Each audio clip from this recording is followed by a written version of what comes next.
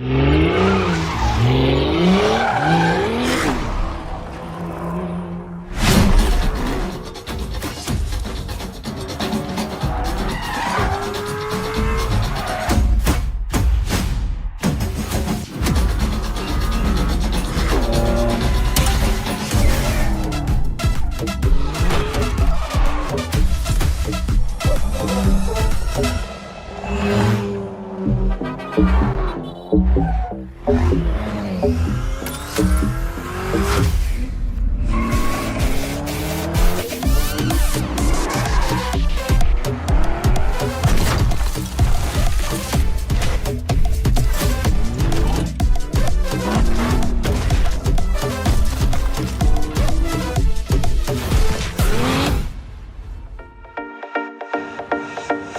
willkommen hier aus Köln. Welcome to Gamescom. For the first time, Xbox Game Studios, Activision, Blizzard, and Bethesda are coming together here in Cologne to bring you what you want. More new games. And we've got our work cut out for us this week as we showcase the more than 50 titles on display and the many ways to play that makes Xbox the best place for gaming. And to do all that, we've assembled an international squad because with this many titles, we need reinforcements. That's right, Lena. You need a crack team of gamers willing to play and properly fan out over the latest titles. It's a tough job, but somebody has to do it. So get yourself ready for some interviews, live gameplay, and some big announcements across Xbox consoles, PC, and cloud, plus all the latest titles from Game Pass and PC Game Pass. You know, in fact, Henry, we've already seen the brand new game mode reveal for Forza Horizon 5, Hide and Seek, at the top of the show. And remember, that launches on September 10th on Forza Horizon 5. But first, it's over to Charlie. To help kick off our show, we've got some very familiar faces here with us. It's Sarah Bond and Phil Spencer. Thank you so much for joining us today. First question, how does it feel to be here at Xbox's Gamescom presence? It is so much energy here. It's been fantastic to see the fans, to be part of Opening Night Live last night, and to see their reaction. This booth, and I have no idea why we're calling it a booth, because it's not a booth.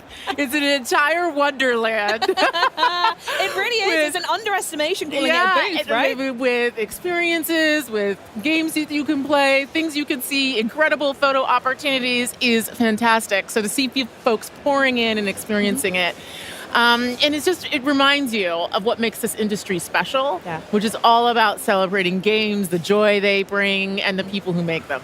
It's, for us, our first Gamescom with Activision, Blizzard, Bethesda, Xbox all here together. So there's definitely something special. All the teams have gotten together, and I think there's just such great representation. I'll also say the industry has gone through a lot of transition with our shows, and seeing Gamescom as strong as ever with fans, consumers coming in, all the creators that are here, and strength across Europe. Like, we need more of this in the industry. I'm glad we're here supporting. And it's just awesome to see how the gamers show up to support this show. Bigger and better every year. We love to see it. Before we come to the booth, though, I actually want to talk. I saw you both were at Opening Night Live yesterday, and there were some pretty amazing reveals and news in there. So what was it like? I couldn't get a ticket, unfortunately, but what was it like to be in the room with that live reaction? There's nothing better than being in the room with the live reaction and to just see people marvel at the things that are being made. All the work being showcased, and folks put so much work into bringing that forward. I'd say for me, it was really cool to see Game Pass titles in the show. I think we had over a dozen titles that are coming to Game Pass in the show. We just have a fantastic lineup.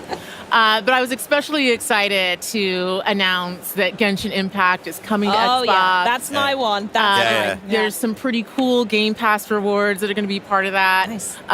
There's going to be full cross progression, and it's also going to be on cloud. Ooh. So that one was a real highlight for me because I know so many fans are excited to enjoy that on the Xbox.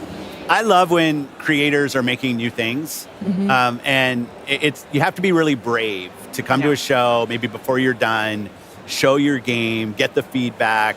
Teams that are creating new games. I thought the diversity of games at the show was awesome. Oh, absolutely. From big, huge games to smaller games, things we've heard of, seen. things we hadn't heard of. I also have to say Genshin, we got to meet with the MiHoYo team earlier in the day, and they had such excitement for their announcement, and it was nice to be able to support that. Oh, fantastic. And obviously we can't talk about opening night live. We saw some amazing new stuff from Indiana Jones and the Great Circle as well as that exciting release date. We also saw the news about PlayStation as well, which is really cool. I'm really interested in that. So I want to know how this connects back to Xbox's perspective on how and when this approach happens to other titles. I mean, I'll start just saying Machine Games is doing such a nice job with that game. I thought it showed really well. And that's the most important thing is quality of the games, teams that are getting support that can go build the game. And it was just nice. The long gameplay segment that they had, I thought was fantastic. Going to the PlayStation announcement, obviously last spring, we launched 4 games, 2 of them on the Switch, 4 of them on PlayStation, and we said we're going to learn. We said we'd watch, and I think at Showcase I might have said from our learning we're going to do more. What I see when I look is our franchises are getting stronger. Our Xbox console players are as high this year as they've ever been. Amazing. So I look at it and I say, okay, our player numbers are going up for the console platform. Our franchises are as strong as they've ever been. And we run a business. Like, it's definitely true inside of Microsoft. The bar is high for us in terms of the delivery that we have to give back to the company, because we get a level of support from the company that's just amazing in what we're able to go do. So I look at this, how can we make our games as strong as possible? Our platform continues to grow, both on console, on PC, and on cloud. And I think it's just going to be a strategy that works for us. And the last thing I'll probably say is I think as an industry right now, there's a lot of pressure on the industry. It's been growing for a long time, and now people are looking for ways to grow. And I think that us as fans, as players of games, we just have to anticipate there's going to be more change in how some of the traditional ways that games were built and distributed. That's going to change. That's going to change for all of us. But the end result has to be better games that more people can play. If we're not focused on that, I think we're focused on the wrong things. So for us as Xbox, health of Xbox, health of our platform, and our growing games, most important things. Oh, that sounds perfect. Lovely. Now back to the booth. I saw you both walking around earlier before you joined me up here, sneaking some pictures with devs at Frontier, Sega, and GSC Game World. So I want to know, Sarah, specifically what it's like to be working with our partners here in Europe, and what kind of evolution we can see from these partners in the future. The partnership we have with here in Europe is fantastic. We have over 2,000 partners in EMEA actively building games. That's a lot of emails. I know, it is a lot of emails for Xbox, PC, and console and cloud today. We've got over 20 of them here with us, here in the booth. And it's just been great to walk around, to see what they're doing. 2 Point Museum for Sega Europe. We've got the Stalker 2 team, GSC Game World, back with us, supporting them over the last couple of years has been a real highlight. So to get to be able to play their game again here is fantastic. We just walked over and checked out Winterboro, which is the a little very, mouse very game. special. Oh, they look so cute. I'm very excited for that one. And so it's great to be able to grow here with the partners that we have in Europe. Amazing. And it also comes, as well as the amazing support you've got for local devs, is there's such a huge player base here in Europe as well. Yeah, absolutely. So what kind of special stuff are you seeing from us over here? I mean, Europe's always been really important to Xbox. It used to be we treated this almost solely as a PC show. Well, I'm old enough that I remember we used to kind of take E3 and just show it again. Like this was back when we didn't really treat Gamescom with the respect that it deserves. Then we were focused more on PC. Now what we find here is putting our games on PC, on console, really matches to the diverse player base we see in Europe. Like some of the strongest franchises on PC are from here. You have great console support. So the most important thing for us is to show local support for creators, to put games in the hands of people. One thing that's great about Gamescom is you can come and you can play the games. You can feel what it's like to play Stalker or Vessel of Hatred from Diablo. Like, you get your chance here. And I think that's something special about this show, and it's so accessible to so much of Europe. I just love that we support it the way we do. Yeah, absolutely. And with the sheer scale that it demands, as well as you were saying earlier, Sarah, absolutely. With our little city here. The little city that we're building. We're the mayors. So I want to speak a little bit more on hardware, as we've gone over it a couple of times here. Since I've not spoken to you since the showcase at all, which is criminal in and of itself, but we saw the 3 new options for the Xbox Series X and S. So I was wondering if there's a little bit more information we can share about that. Well, pre-orders are starting today. Yes, Sarah. All right, yeah, get yours in. We're launching on October 15th in select markets. And we also have some very cool accessibility options, which we're going to be talking more about later today. And for holiday and the rest of this year, some very cool console wraps that you can get to adorn your console as you may choose. Christmas list sorted then. Thank you very much, Sarah. Okay, console options done. We're going to hear they'll be coming just in time for Call of Duty Black Ops 6, which is amazing. Cannot wait for that. Looked so good last night in the show. Yeah, oh my goodness me, it was just the campaign silence. from Raven, I thought was just awesome. Oh, absolutely fantastic. Talking of games, I do want to know though, what are you going to be playing? Is there anything you've got your eye on? Last year we spoke about Brotato, and I wanted to give you an update and everyone at home that I have now 100% in Little Kitty Big City, and it is quite possibly the greatest game of all time. But yeah, is there anything on your backlog that you need to catch up on, or anything coming up soon you want to dive into? Well, the Game Pass lineup is making the backlog extraordinarily long. Unforgivable. And it's getting even better this year, both on console and PCs. We've got Aura coming. We have Age of Mythology, Flight Sim 2024, which looks incredible. Oh, yeah. Black Ops 6, of course. Indiana Jones, Stalker 2. It's all like, every month there's something pretty amazing. It's a lot of games. There's a lot of games. We like games around here. But I would say from a personal perspective, super excited for Diablo IV, especially because my father is probably the biggest Diablo fan. So Vessel of Hatred and that coming up. Yeah, the fact that Vessel of Hatred is coming up is pretty big in their world. And then I am excited to play Genshin Impact on Xbox, and particularly to check it out over the cloud. Yeah, very good. We'll have to duo for that one. That sounds grand. Yeah. Love it. Perfect. Phil, anything for you? Well, P3 on Xbox Live, people can see what I'm playing. A lot of Diablo 4 right now. My rapid fire rogue is L100, all my glyphs to 21. Having a good time with that. I mean, I just love the game, playing with my friends.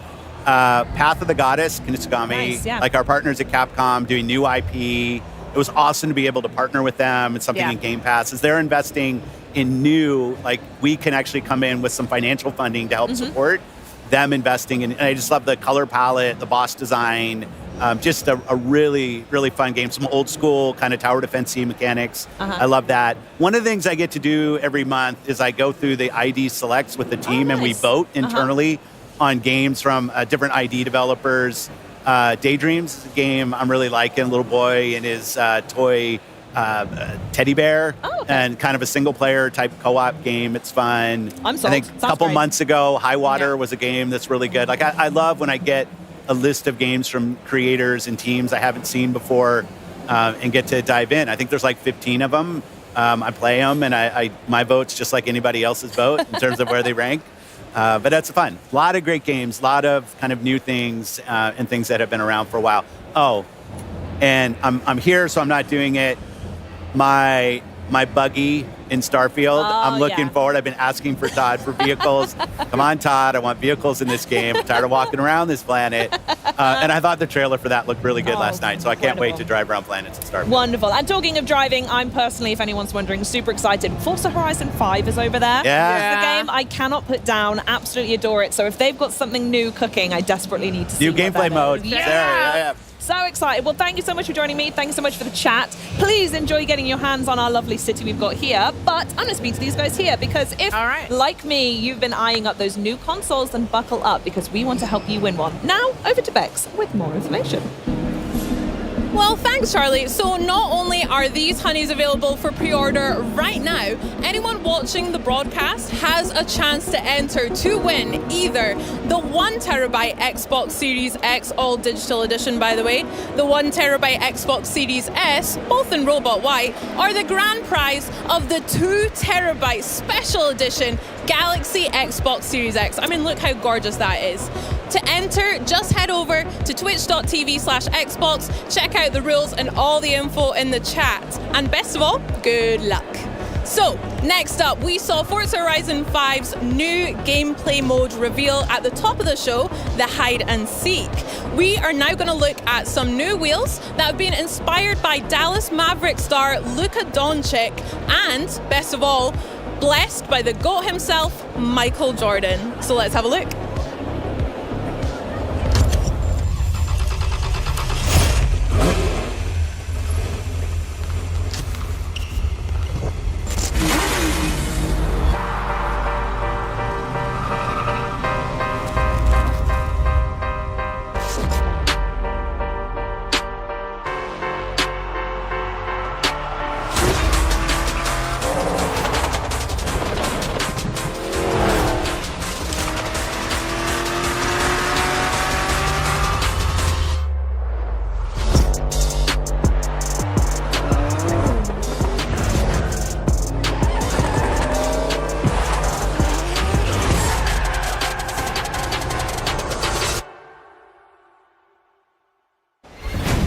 Hello, everyone. It is an honor to be here at Gamescom, representing the incredible work of our teams around the world.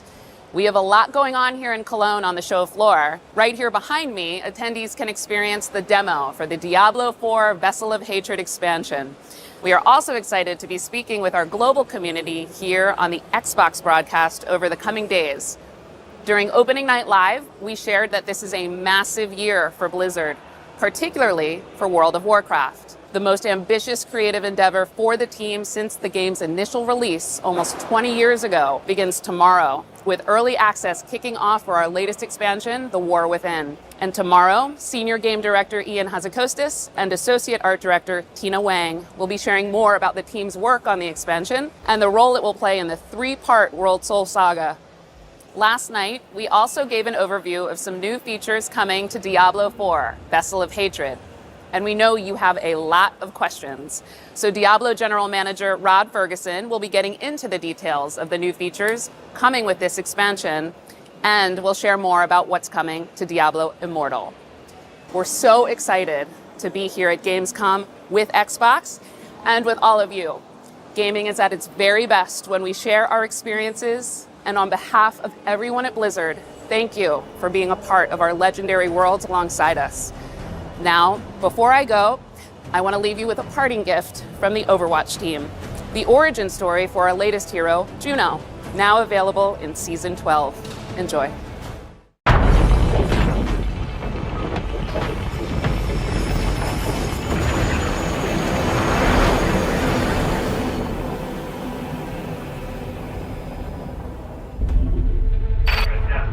Flight, we're wondering why you haven't fired primary boosters yet. All systems appear optimal. I just need a minute. It is so hard to say goodbye to the only home I've ever known. I understand, but the colony isn't safe anymore, and our window of opportunity is closing. So let's get you on your way to your new home. Next stop, Earth. Initiating boosters in 3, 2, 1. Control? Our sensors indicate an external issue. External? Follow protocols and you'll be fine, but you have to hurry.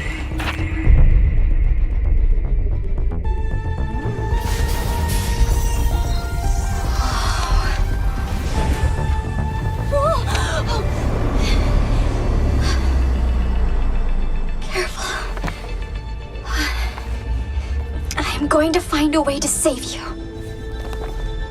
All of you.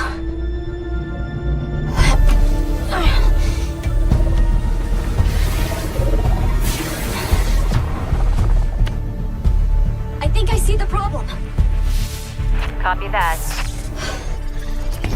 Okay.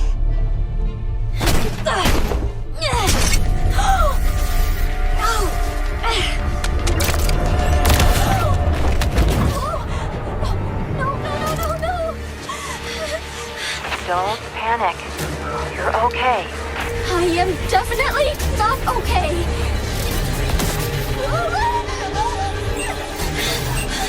Why did I think I could do this? Juno, I believe in you. You've trained for this kind of thing your whole life. You have all the tools you need.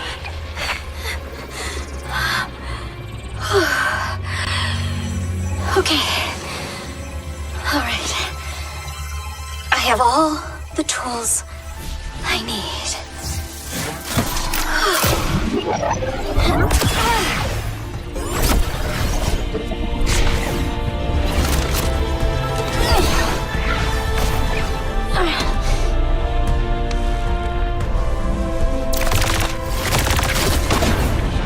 Control, problem solved.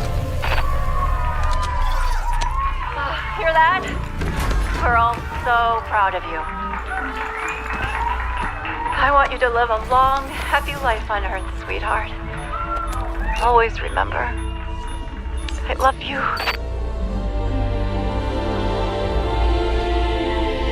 I love you too, Mom.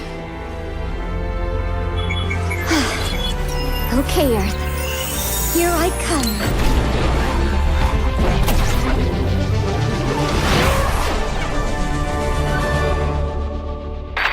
Attention, unknown craft. Halt your approach and identify yourself. It is too late to halt. I'm coming in very hot. Who is this?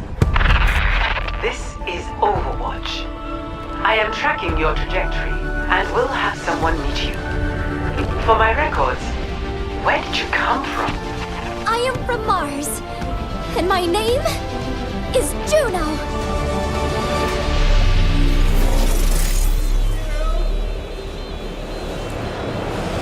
It's one of the fastest selling games in Blizzard's history, and it just made headlines again at last night's opening night live. And here to give us an exclusive look at Diablo 4's newest expansion, please welcome General Manager Rod Ferguson, Systems Designer Aislinn Hall, and Lead Game Designer Rex Dixon. Welcome, guys, to Gamescom. Thank you for having us. How you guys all doing? Yeah, it's exciting stuff. Now, for those of the people out there that might have missed what happened last night, why don't you clue us in? What exactly did you just do? Yeah, well, last night was exciting. So our game director for their Vessel of Hatred expansion, Brent Gibson, got on stage and he talked about something that we've been going even deeper on the expansion. You know, we've talked about the Spiritborn, the class, we've talked about the new zone, Nahantu, talked about the new story campaign, but we're like, there's even more in the expansion than that. And so we really want to get into like different ways that people want to play the game. And so we introduced the Undercity of Kuras, which is our new dungeon, which Rex will talk about. We have our new Dark Citadel, which is our multiplayer co-op. And then the big thing was our trailer last night for our mercenaries. Mercenaries. Now, let's talk about them for a sec, because this is a brand new gameplay feature. We'll talk about new class and all that kind of stuff in a sec, but mercenaries seems really interesting. You showed off like this vignette with 4 different characters. I mean, introduce us to them. Who are these people? Why did it feel like the right time to bring it in now? And how do you hope players are going to engage with the mercenaries? Yes. So I think the franchise has a legacy of, followers and mercs, and we wanted to really reimagine that formula. And so we added this feature called Mercenaries to the game. There's 4 mercenaries that you can recruit. One is Rahir, one is Variana, Subo, and Aldkin, the demon child, which everyone got very excited about at the show the other night. And so there's a lot of depth in mercenaries. So you'll meet Rahir in the campaign. He'll introduce you to this hideout called the Merc Den. And within the Merc Den, you can find these quests. You have to go on these story-based quests to actually acquire the Merc in order for them to party with you. So each Merc has his own backstory, his own personality. And then once you acquire them, you can bring them into your party with you. And essentially it facilitates a way that solo players never have to feel like they're alone again. Because now they have this friend, this partner who can adventure with them. And so one of the ways that you progress your Merc is you have each Merc has their own skill tree. And you can sort of pick and choose which skills you want them to have. And it's a really nice way to complement your build. So whatever build you're trying to go with, you can have the Merc set up so their skills kind of match and overlap with your own. We also have a system called Rapport. The more you work with a Merc and the more you adventure with them, the more they can sort of give you more benefits and they can kind of grow in power. And so once you go back to the Merc Den, you can actually get custom rewards that you can only get by progressing your Merc, building up that rapport in order to access these really awesome rewards at the end. And then, so I'm going to have to be best friends with a demon child if I want to see the good stuff. Absolutely. All right, I'm in. And then this last feature we have is called reinforcements, where let's say you don't want to have a Merc in your party at the all the time. You can actually say, when I use this skill or perform an evade or something like that, I want this reinforcement Merc to jump on the field, perform an action, then jump back out again. Yeah. So there's a lot of depth, a lot of fun, and some great storytelling in the Mercs feature. Just to check, so Mercs, you can equip one at a time to complement your character, but you can access all of them and try them all out, see which one works best for you. Correct, and you can mix and match your combos, so you can have 2 Mercs, and one is your main Merc and one is your reinforcement. Oh. And if you're in a party, the party leader can bring a Merc with them. Sick. Yeah. So 5 things happening, because there wasn't enough on screen already. I agree. Yeah, great. Well, have you got any particular favorite Mercs that you like playing alongside? For me personally, Rahir, because Rahir's a dad, and his daughter is introduced in the campaign flow. Oh. And so I kind of like associate myself with him because I'm a dad as well. I got 2 boys. Right. But also, like, I have a problem when I play Diablo, and I'm always speccing into damage and DPS at the expense of my defensive skills. And so here has this buff called Resiliency, which actually increases your armor, increases your defensive buffs. And so I actually rely on that to stay alive when I'm playing the game. Nice. Aislinn, how about yourself? Yeah, I absolutely love Varjana. She's just totally wild. She's a butcher who's also a former cannibal, which is just crazy. Yeah. And I love playing aggressively. You know, I love building momentum and moving forward. And she has a kill streak mechanic, and that complements that very nicely. I like it. Rod? I mean, the Demon Child. I think it's such a unique character in our world, and that explosive power, and the fact that it has the sort of the two sides, the human side and the demon side, is really cool to sort of complement the variety on the battlefield. Okay, well, you've picked 3. I'll take the one left over. Yeah, Subo. Yeah, I'll pick Subo. I mean, who doesn't love a drunken archer, really? I mean, that's... Exactly. You know, Thank you. Well, that sounds like a lot of fun, but now, as promised, why don't we cover some behind-the-scene looks at the making Diablo IV Vessel of Hatred. Check this out.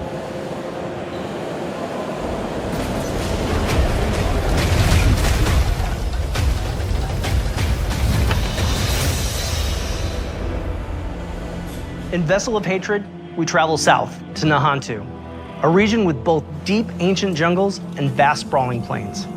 It's the last stretch of land in Sanctuary's eastern continent, and we've packed it full of experiences for every type of player. In this expansion, there's a whole lot to explore under the dark canopy of Nahantu.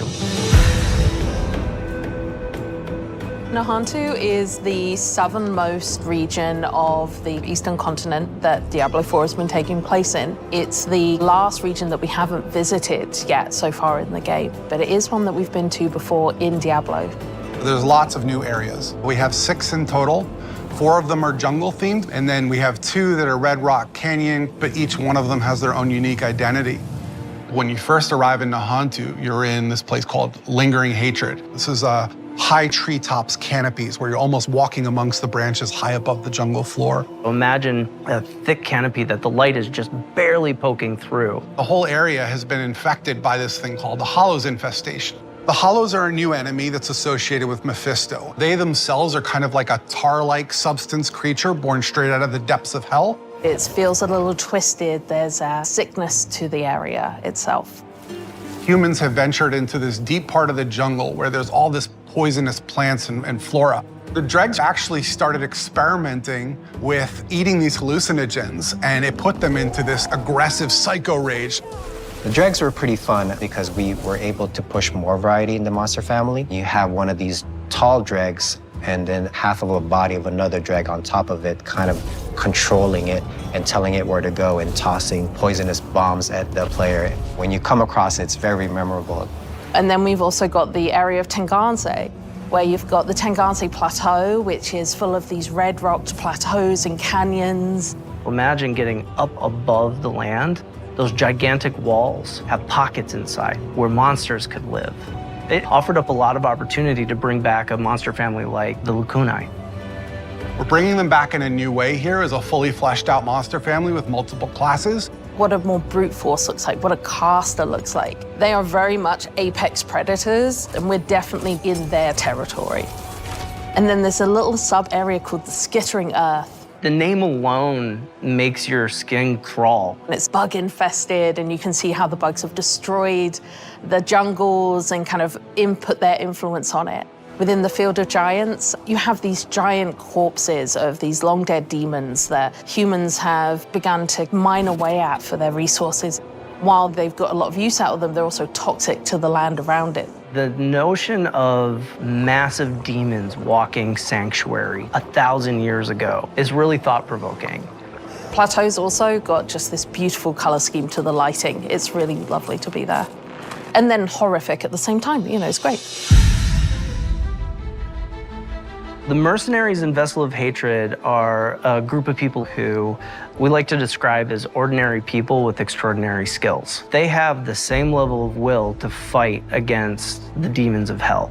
And there's 4 mercs that you can collect over the course of the campaign. It starts with Rahir, a blacksmith and a shield bearer, is a more defensive fighter. He's able to go in there and soak up damage, use his shield as a bulwark against the enemy. You meet him early on in the campaign, and he's one who introduces you to the mercenary network. You end up finding acquisition quests for 3 other mercs that you can find throughout the course of the story. Subo, the drunken archer, is going to work really well for people who want someone who's out of the main melee, in the back, offering utility and that kind of range support. Then we have Ariana, a berserker crone, who's a melee combat fighter, close range. She's got a really cool combat meter, a massacre meter, where you need to keep killing enemies to get the meter to be filled. She's got a bunch of really interesting utility skills that you can kind of build in. Finally, we have the demon child Aldkin, who's a magic user who can transform himself from human form to demon form and join you in combat. There's this really great reinforcement ability where you can take one of the mercenary skills and attach it to one of your powers so that when you use that skill, it calls them in to do a specific skill. With the mercenaries for Vessel of Hatred, one of the things we are expanding on is the skill tree. For Diablo III, you had a very basic type of mercenary, but this time you can actually push a little bit more into the skill tree and make the mercenary the way you would want to play. Going through each mercenary progression arc and outfitting their skill tree so that it's complementary to your character build, I think that's where the fun in the mercenary system really lies. The Dark Citadel is a new in-game feature that's coming in Vessel of Hatred. It's an entirely cooperative player experience. All the mechanics within it are based around you working together with your party members to solve the challenges and face the first Khazra hordes within.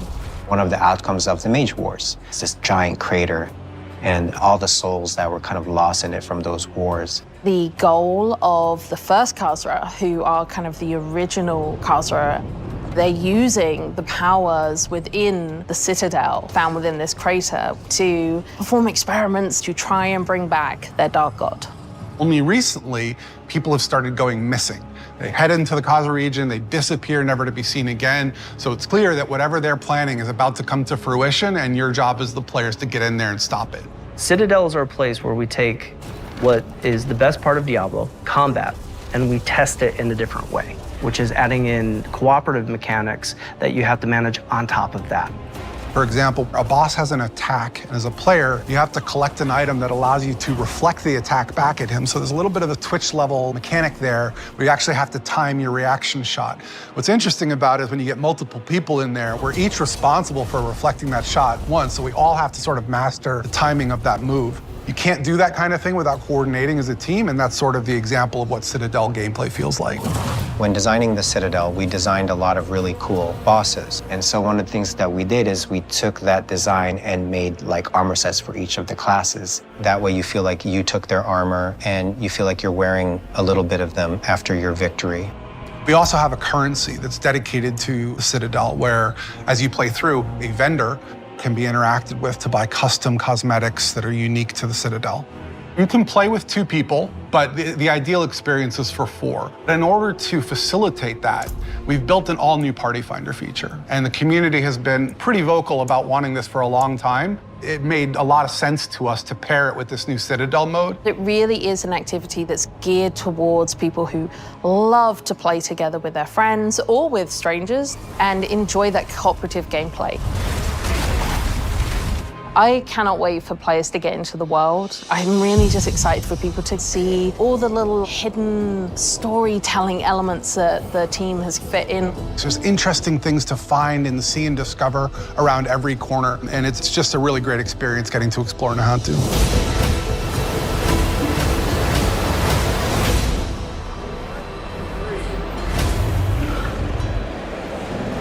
I mean, Party Finder, that is a fantastic idea. I mean, the amount of times I log on and a buddy's not there or whatever, now I can fill that gap. And who needs friends anymore, right? So, there was a lot in that. I want to talk specifically first about the Dark Citadel, because as a guy that's into his endgame activities, that's a really creative way to bring players together and actually work things out. So tell us, what actually will players have to do inside Dark Citadel to earn some rewards, get through it alive? So it's really a unique model for us. And again, Dark Citadel is built towards endgame, And we're doing more in Vessel of Hatred to push players through the campaign and then into the end game, where we think some of the best content is.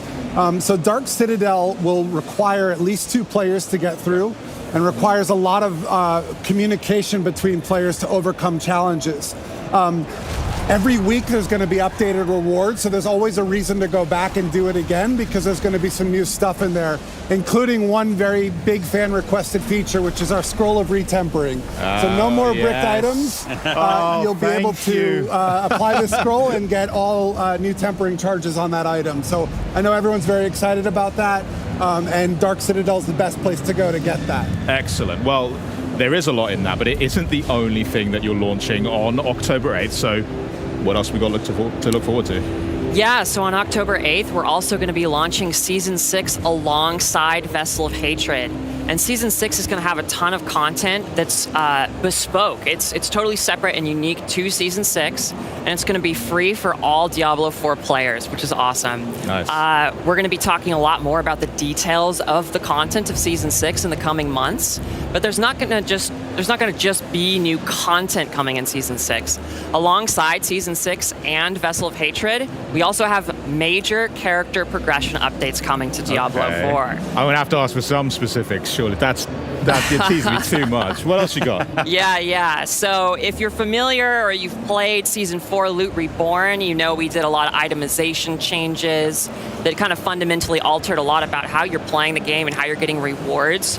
The scope of the character progression changes that are coming in Season 6 it's the same. Like, it's the same grand scale. There's a lot of changes coming to character progression, a lot of improvements coming.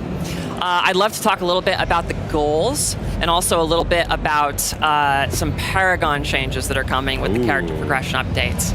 Yeah, so really when we were thinking about these changes, we took a bird's eye view and we wanted to think about how can we make put the power in the player's hands of how they want to interact with the challenge that Diablo IV provides in the game. We wanted to make sure that you could opt in to your challenge level that you're comfortable with so that you can set your own pace in any activity throughout all of Diablo IV. And so we've applied, basically, if you've played Season 4 Loot Reborn, or you've played some in Season 5, you might be familiar with the Profane Mind Cage. That's an item that allows you in the Hell Tides to up the level of the monsters, up the difficulty, but you get more rewards as well. And we've kind of applied that philosophy throughout all of Diablo 4. You can kind of opt into your own challenge and then get more stuff because of it. Sick. And then alongside that, we also have a lot of changes coming to Paragon.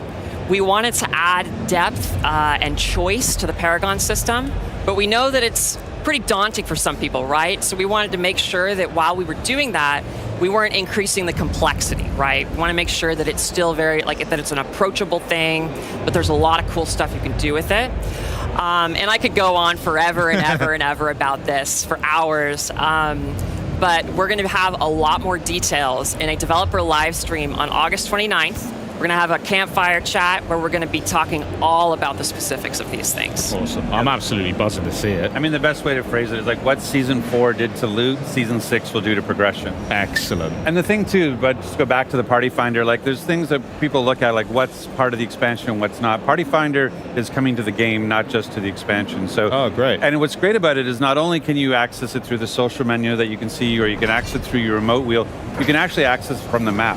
So when you say, I'm going to go do this dungeon, you can say, and list it as a party that people come join me in this dungeon. So it's a feature that's going to apply to the entire game. Excellent. Yeah, and I should also mention, in addition to Dark Citadel, we have another mode that we're bringing to the table, which is called Undercity. And Undercity is a time dungeon where you want to beat it before the timer runs out. And that mode has modifiable rewards. So you get these things called tributes, and depending on which tribute you use, you can modify and scale your rewards with the difficulty. It's a really cool mode. We're really excited. And one of the reasons we built these two modes is this concept of new ways to play. Right? People love our game. They love Nightmare Dungeons. They love Whispers. They love Hell Tides. But what we really want to do is make sure we have enough canvas so that every user can find something that is uniquely suited to them. And that's what New Ways to Play is all about. Me and my friends, we just love being able to have a bit of choice, which is really fun in Infernal Hordes in the current season, for example, and being able to tailor exactly how messed up we want this level to get is really fun. So the fact that it's getting applied to more aspects of Diablo that's awesome to hear. But between now and the Season 6 launch and Vessel of Hatred, what other activities can players get up to whilst they wait? I mean, really, it's jumping into Season 5. You know, like you were talking about, Season 5 continues the pace of Season 4. You can level up really fast. It's very exciting. The Infernal Hordes is a great new mode. Which so is like fun. It's sort of a horde mode where wave after wave are coming after you. You can go and fight the Fell Council to get your rewards from that. But that's really the big thing. And just even if you haven't played through the campaign yet, that's one of the nice things about on the Vessel of Hatred is that it is a continuation of that story. So where Neyrelle left at the end of the game, you can pick that story up and you get to continue and play. So if you haven't played through the campaign yet, now's a great time. And I would be, I have to also do the pitch, right? Like, Go on. It's an awesome time to pre-purchase the expansion. One of the things we had some great incentives before, where you get the new cat mount, you get new armor, you get pets now, you have snow leopard and a tiger that'll follow you around and pick up stuff for you. But with last night, we actually added 2 more, where not only do you have angel wings that we had before, we added demon wings last night. So if you've already, Yes. So if you've already pre-purchased, you'll get your demon wings. Are coming, or they're there. But it's a good time. And then we actually added with the deluxe and the ultimate edition, we've actually added 1 month of ultimate game pass. So if you haven't jumped in yet, or if you want to add an extra month onto your subscription, pick up the pre-purchase, and you'll get an extra month. And I already got my code last night. I watched the show, got back to my hotel room, and there was my code for a month of Ultimate, so it was awesome. Now you got to find some other games to play while you're on that as well. In between Diablo. Is that possible? I don't know if that's possible. That's true. I mean, I've already put in quite a few hours into the current season, and it's so much fun as is, and I just can't wait to see the Season 6 drop as well, and Vessel's looking great, new class as well. I mean, thank you so much. I don't know what else I'm going to play in the meantime. You guys have just killed all my free time. Well, it's great. When it's the nice things, we have a demo deck on the booth here. Here we have the whole Hantu corrupted, temple, and it's actually got a 20-minute demo of the Spiritborn. And what's great about it is you go in and you can pick whether you want to be a gorilla type, or a centipede type, or a jaguar type, or an eagle type, based on the Spirit Guardians. But then when it sort of clicks in after you played it for a little bit, like, wait, these aren't 4 different classes. This is one class with this amount of variety that I can apply to it. And so you can go in and double down on the Jaguar. Like my shirt says, like, if you can be a Jaguar, be a Jaguar, right? Like, but, you also can be, you can mix and match. You can be half centipede, half gorilla, and create really cool mixtures and unique play styles. And so, it's really exciting to watch people get their hands on. This is the first place that, outside of press and content creators, people have been able to play, and it's been fun just to watch them play. Well, half centipede and half gorilla is a disturbing image to end on. But, thanks a lot. You're going to stick around because we need to talk about that. Rex, Aislinn, thanks so much for joining us. Changing gears now, though, we are, for those of you who have been counting down the days to September's Diablo Immortal major update, we've got a sneak peek at the making of Immortal's hellish bosses, including the rebirth of the Dark Lord of Terror himself.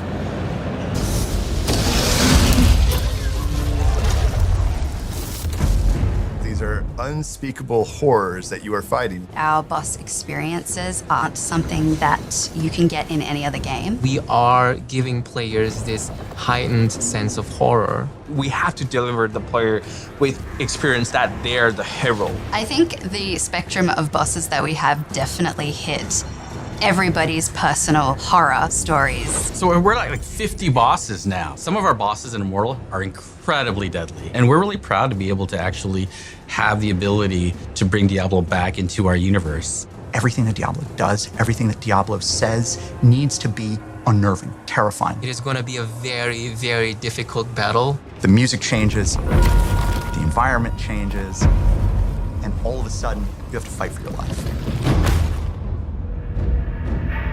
The process of designing a Diablo boss is usually quite organic. It really depends on the boss.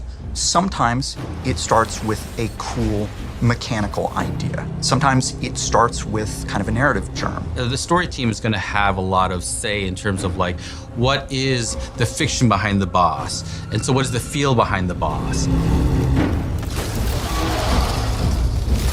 In some zones, we are going to lavish incredible build-up on a boss, especially the final boss. In Tristram Cathedral, before you fight Albrecht, the first Shardborn, there's a whole quest line that has you exploring the ruins of Leoric Manor and learning about his past. And so at the end, when you face him, there's this context and kind of a richness to the things that he is saying to you. Your flesh will hush the voices. That if you are paying attention to the dialogue, will maybe resonate a little bit more emotionally. Do you see how much stronger I've become? Once they have the mechanics down and how they feel the battle should go, then they get all that together and then it gets passed off to art. When it comes to designing a Diablo boss, there definitely is a long list of visual elements that we go to. Spikes, demon horns, rotten skin, decaying skin, burnt skin, different diseased skin. How do we stretch the skin out to make it look really uncomfortable? We take different parts of the body and then we twist them in very uncomfortable, awkward ways. We love using different humanoid bodies and then almost melting them together. The intention in creating Diablo bosses is to instill a general feeling of unease. So if it starts to feel like we have pushed it too hard, that's usually the comfort spots. We have so many different representations of evil and horror, so no matter who you are, no matter where you're from, you can always bet that there is something in our game that is going to terrify you. So we have many different kinds of bosses in Diablo Immortal. Bosses that are almost too big for the level. They're not mobile. You only see the top half of their bodies. We have tanks where the main goal is to just get this big, giant hunk of meat and beat it up until it dies. We have co-op bosses that are, better with friends, working together as a team to really take on these puzzles that the bosses present. And then we have mind-bending bosses that really change the way you play the game, what your perception is of the boss. But my favorite boss in the game is the Butcher. Bringing the Butcher into Diablo Immortal was quite a journey for us because it is such a beloved character in the Diablo lore. When I was playing Diablo 1 for the first time, there was this shock associated with encountering the Butcher. You open the door, he steps out, he's cleaving you very, very fast. You're like, I've never seen anything like this before. What the hell is happening? I'm dead. We wanted the Butcher to be the real Butcher from the first Diablo. So it was kind of like, how do we bring him into our game? And what can we make more special about this particular encounter? Our Butcher is super intimidating. He's a gigantic boss, towering above the player. This is a Butcher that was basically too angry to die. He's just shoving his guts back in. He's got the chain that he throws. He's got the rush, he's got the fire coming out of the ground, and it's just a fun, nostalgic fight.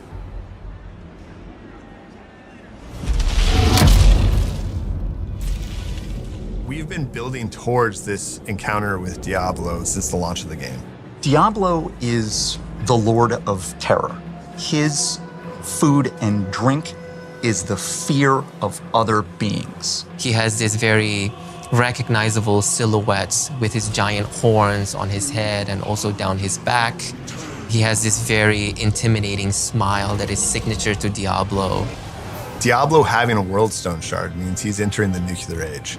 He is now walking around with a weapon of mass destruction to bend reality, to perhaps create new realities. The whole team is excited. It's electric. Getting to bring back Big Red and then unleash him not just on one boss fight, but on an entire zone, on Sanctuary itself. This Diablo is going to deliver a very epic experience, as good as any other Diablo games. It's going to be the best Diablo ever. I said it here first. It is going to be possibly the most difficult battle in the game ever.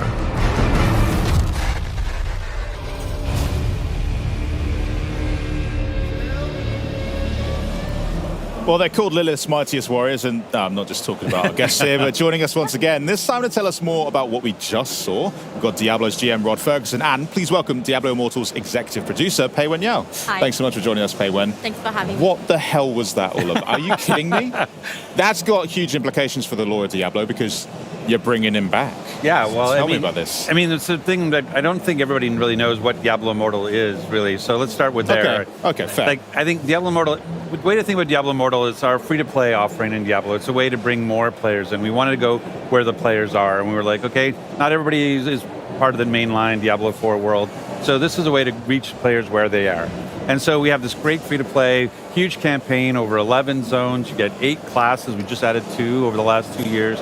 Best class. The best, yes. So the best class. With the Blood Knight and the Tempest, our new classes. And so it's really an exciting time. And so the story, the campaign, which is, again, over these 11 zones, is basically you're working with Deckard Cain to beat this demon Skarn.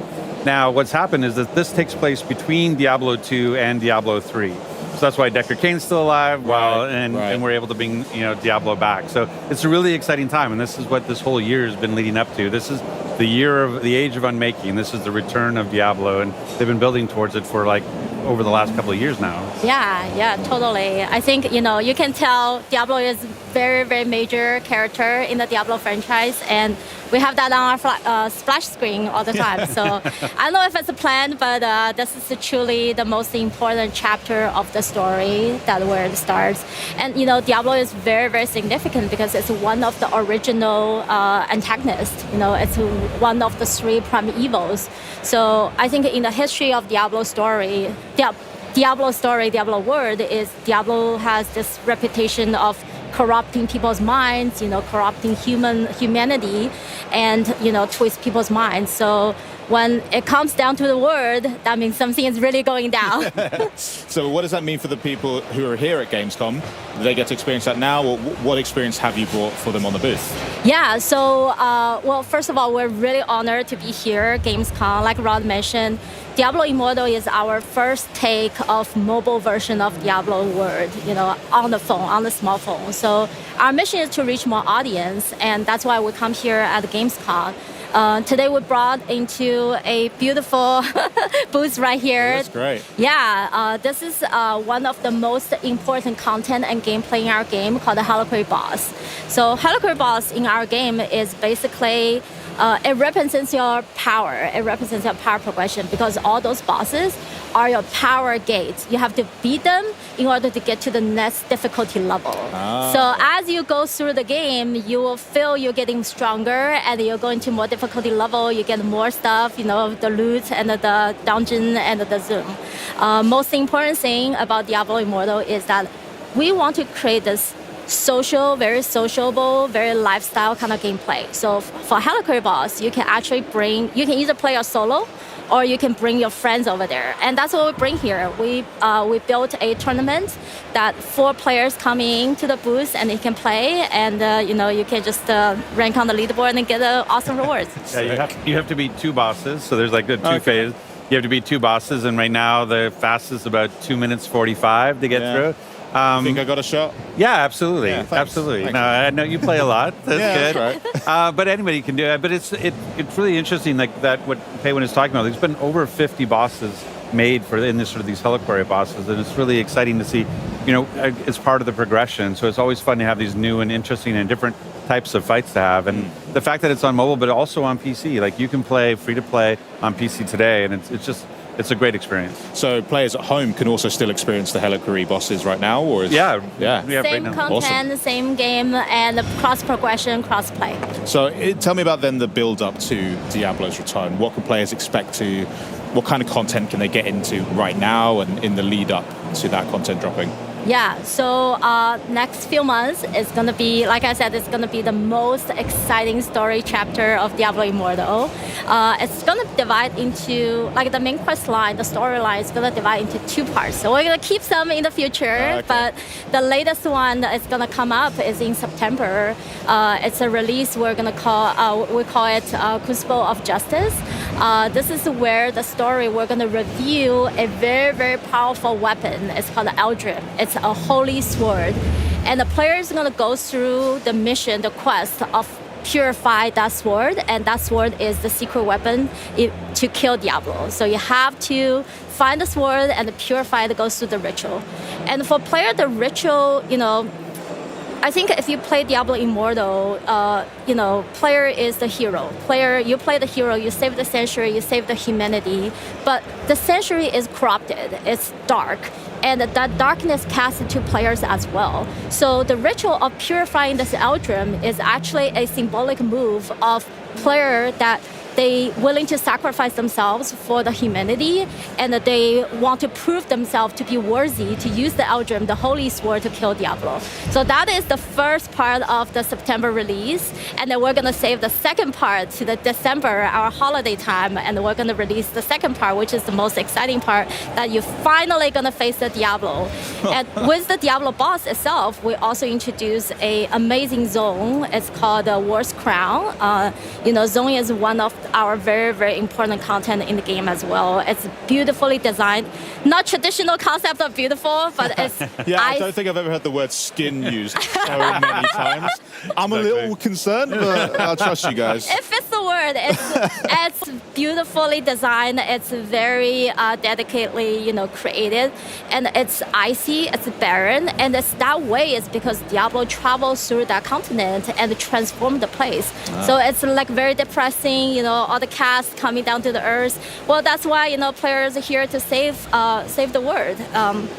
And when player travels through this War's Crown, you're gonna encounter a lot of enemies. You're gonna defeat them. Eventually, you're gonna encounter Diablo as the final boss. Yeah, I mean, Tyrael. Like Tyrael is like, when you think about like recognizable characters in the Diablo lore, Tyrael, the Angel of Justice, is one of the top ones. And so this is what's really neat about the story, is that it takes Tyrael's sword, Eldruin, and that's the sword you have to use to defeat Diablo. And so that whole idea of, hey, while I've been fighting Skarn and getting these World Stone shards, I've become corrupted and I have to get purified over in the Cold Isles so that I can actually be worthy of this sword. And taking that sword and then being able to use it against Diablo is just a really cool moment. I mean, you said in the video as well that this fight with Diablo will be the toughest fight players have ever... I mean, is that true?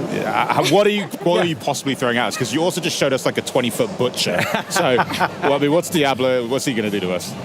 Anything you can share there? Yeah. Oh well, I'm gonna see how much I'm gonna spoil here, but Diablo boss is going to be the hardest one that the player gonna encounter, because Diablo is such a classic character. So we still take a lot of the classic skills from Diablo. So it's still featuring fire, lightning. So if you go to the battle, have some equipment, have some gears that with the fire and lightning resistance will be helpful. I remember.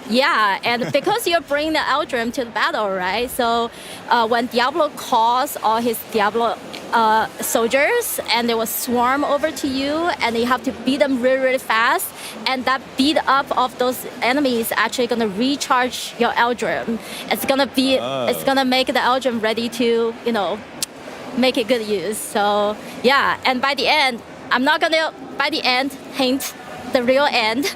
Oh, come on. The real end, you're going to see this beautiful cinematics. It shows how player take Eldrim and eventually kill the Diablo. So, that's all so exciting. I can't wait to... Well, I'm going to have to go and set a time on the booth to make sure I get a chance at that leaderboard. But I want to thank you both. So we have the Inaria statue, the really big one that's the size of the... I want it. You're going to fight me for it. I'm taking it. I can't. They're going to kick me That's out. what we're doing straight afterwards. We're all going down, and I'm going to come out on top, all right? Awesome. Well, thanks so much for joining us. I hope you enjoy the rest of your Gamescom as well. Coming up, though, the team from Stalker 2 is here with the latest from the sequel, Heart of Chernobyl. Sick. Plus, we've also got a look at the newest Xbox accessories that are enabling players everywhere to play the way that they want. And later on, we're going to explore the newest Starfield expansion, Shattered Space, and find out why fans everywhere are setting aside gigs of space to explore even more of this epic open world.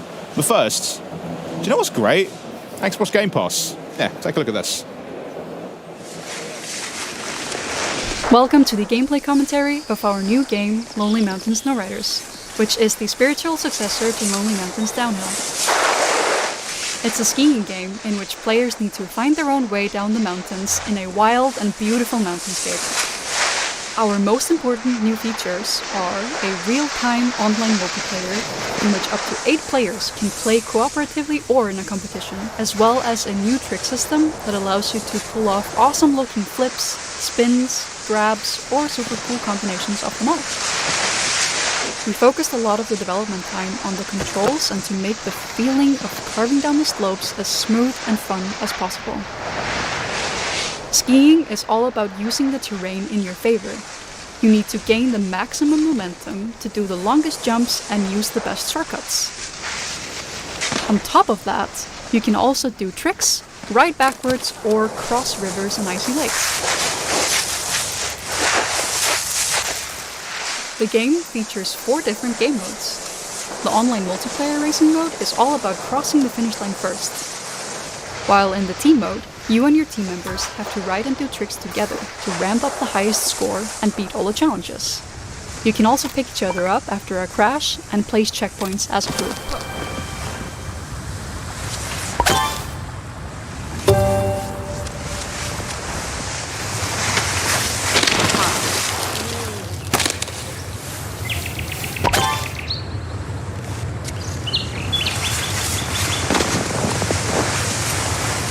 In the solo mode, you have to beat challenges to unlock new mountains and trails. You can also try to reach the top of the leaderboards, or beat your own ghosts.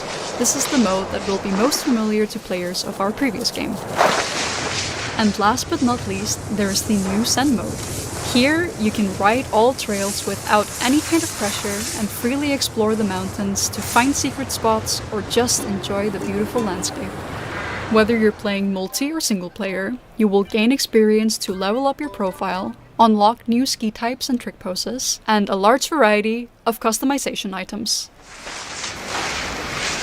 Thank you for taking the time to watch this video.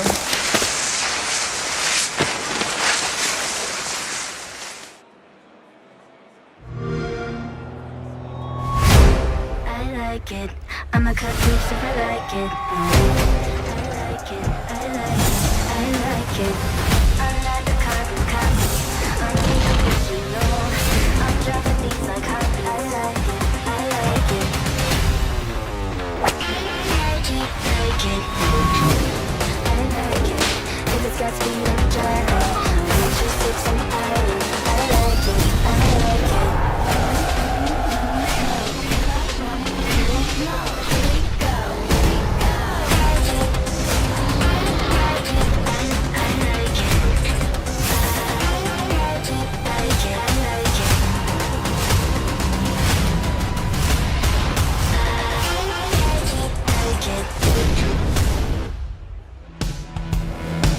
The Xbox Game Pass hype is real, and right now it's easier than ever to join the party, especially if you play on PC. Why? Because PC Game Pass is designed for PC players. Get new games on day one like Call of Duty Black Ops 6 on October 25th. Play some of the biggest games of the year and unlock partner benefits from Riot Games and EA Play. And if you're not already a PC Game Pass member, join now and get your first month of PC Game Pass for $1 or €1. This offer won't last long, so act now. But first, this post-apocalyptic horror action title is set against 64 kilometers of eerie, explorable area. It's also one of the most anticipated games of the year, and here to bring us back into the zone with some never-before-seen gameplay of Stalker 2, Heart of Chernobyl, please welcome game director Eugene Grigorovich. Eugene, welcome to the show. Yeah, thank you. Thank you for inviting. No, honestly, it is so exciting. We've got it on the booth here at Gamescom. I've been able to get hands-on. I'm so excited for you to take us through what you've brought with us today. But how's your first Gamescom? The previous was a year ago when we bring our demo, which was shown just on the PC. Yeah. And today we are bringing another demo, which we launch on Xbox Series X. And from our experience, it's looking very good. And we are happy for what we bring here and what we get the first impression from the players and the press. And till now, I'm happy from what they are telling us about the Xbox build. Yeah, I got to have hands-on with it, and it is so much fun. Because what we're going to do as well is we're going to hop straight into the gameplay that you're going to talk us through. So anyone watching who's excited to see Stalker 2 for the first time, if they haven't already, can see what they're going to be getting their hands on. So what are you are we going to bring the gameplay up so we've got it on our screens? So as we go, if you want to talk us through this gameplay so we can know what we've got coming up. Yeah. I'll take this part. So here the player is doing his first quest, and he got a scanner, a device. Player at this point doesn't know a lot about how it works and what it's for. He just gets information that it somehow recharges an artifacts that's put it inside it, and that if it got successful, it's gonna bring a lot of let's say money. Yeah. Maybe something else. So at this point, player don't know what is the goal of the character, why he's doing it, and he's learning the story about your character also by doing this quest line. Because this is actually the bit that they've got on the show floor here, isn't it? At the start of the game. Because I had so much fun. I get what you mean as well when you're just trying to discover what exactly it does, and the storyline sets that up. But what about the combat in the game as well? Because we can kind of see our first fight here. Yeah. So it's a group of bandits. They were resting just nearby in their camp and doing their cheeky-breaky stuff. And then they saw that something happened. A wall was destroyed with a huge noise. They just turned up going to see what's happening and found you, a player, and it's amazing as well, because I found myself when I was playing this I was like the flashlight turning on and off, and like you can also like lean round corners, can't you, to kind of like engage fights from like a bit of cover. Yeah, so it's very important in this game to have a proper tactics. You should hide a lot. You should use your medkits. You should survive grenades, because AI is very pushing and challenging. Yeah. They trying to outcome you, to go from other side, and it's pretty stressful. So it's a first fight. It's very simple fight against 3 bandits, but as from what we can see, it's often lead you to several deaths. It's very unforgiving as well, and we just see as well. I found that it's like a big part of the game is like looting. So what kind of things should people be looking out for when they're looting? Yeah. So the part of the game. So while we are fighting, we are losing our resources, consumables, food, ammo, and after the fight finished, we have to get through the dead bodies' pockets to find some ammunition, maybe loot their camp to restore what we just spent, because without it, we just run out of ammo, and the player would be like stuck. Because that's the big thing I have. I am very trigger happy when it comes to first-person shooters. Like, I fire way more bullets than I should. And then I found myself as well. I was like, I need to go check every building that I can because I need more ammo. Like, what kind of advice would you say for players hopping into Stalker 2 to spend their time in the world? So the reason why you should discover and look for some stashes in locations is not because you just want to find some items, but because it's interesting to discover this abandoned place where was some living some time ago, and where is some story behind it. And when you are just walking around and looking for the corners, and it's beautiful there, you can surprisingly find something stashed there, because it's a stalker stashes. They use some stashes for their next journeys, because they can bring like hundreds of thousands of kilograms. They have to make some stashes for there, and players sometimes find them, and it's often rewardable, and often it's very rewardable, because you can get a huge equipment boost by just going to some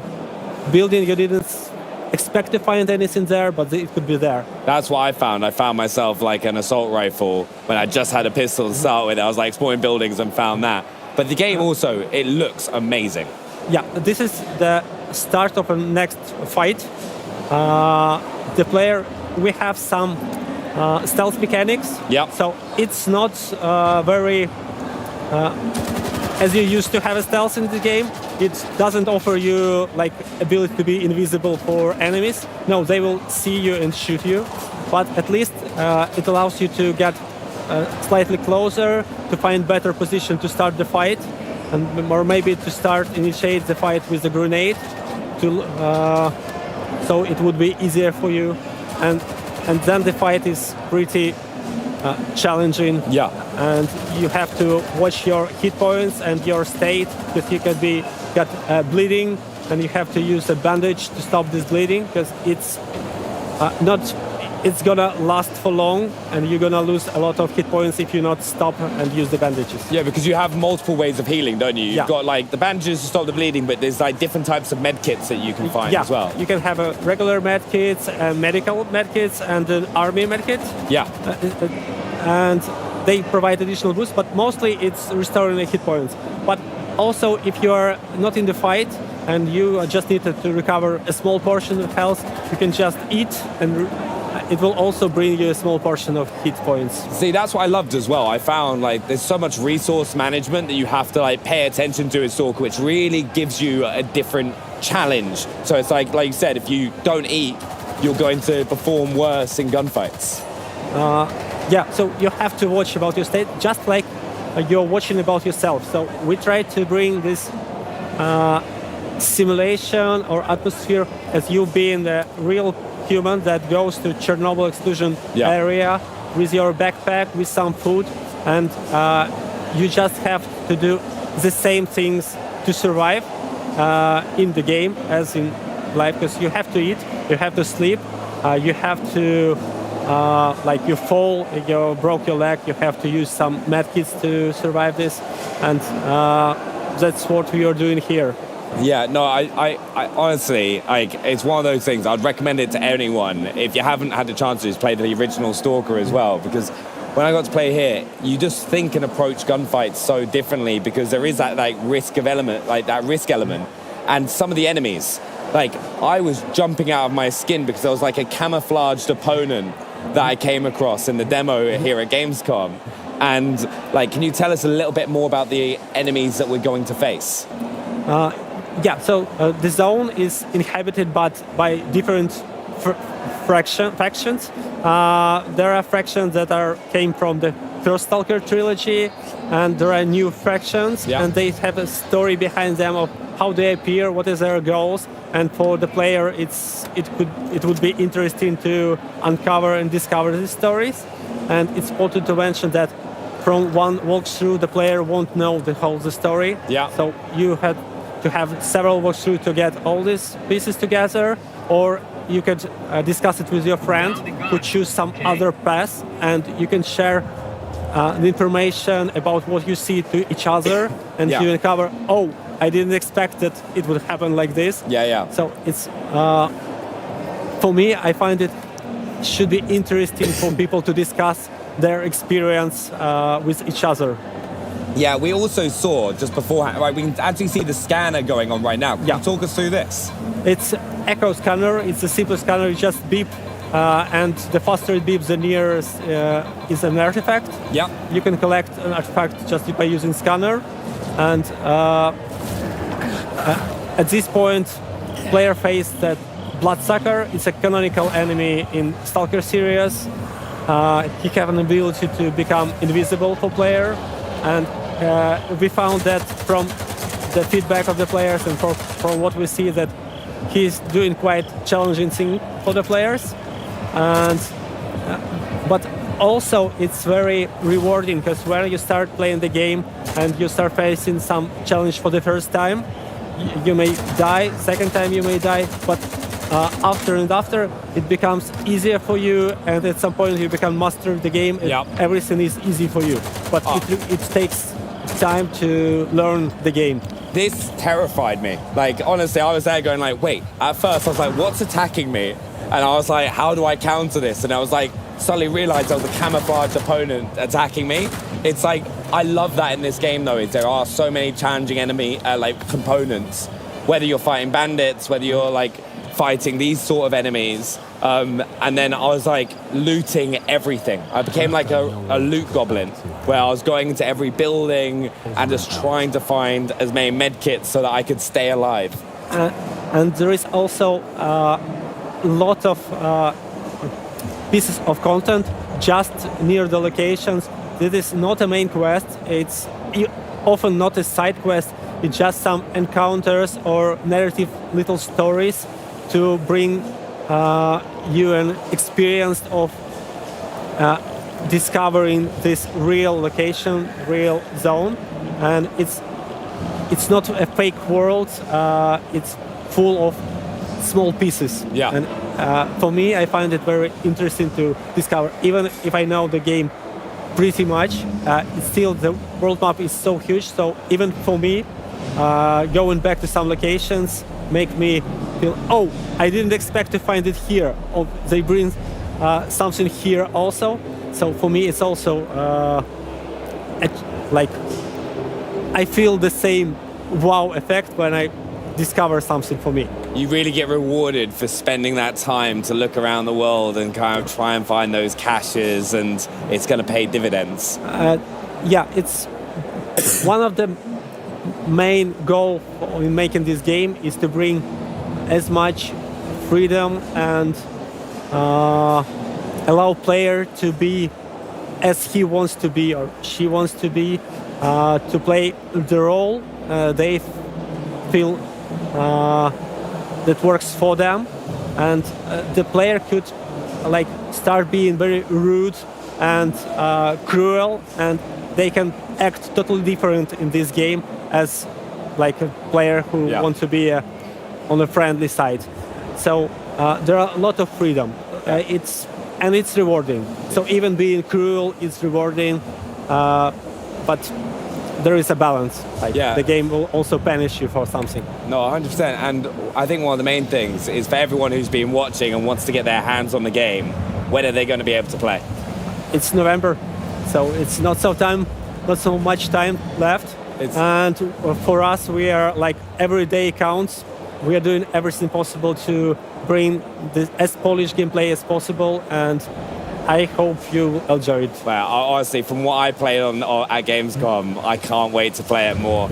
But thanks so much for stopping by. You can get Stalker 2 Heart of Chernobyl on November 20th. And of course, it launches day and date on Xbox Game Pass as well. But now to a new line of Xbox accessories, making a splash here at Gamescom. Take a look. But thank you so much, Eugene. I appreciate that, mate. Thank you. Play video games. Good job.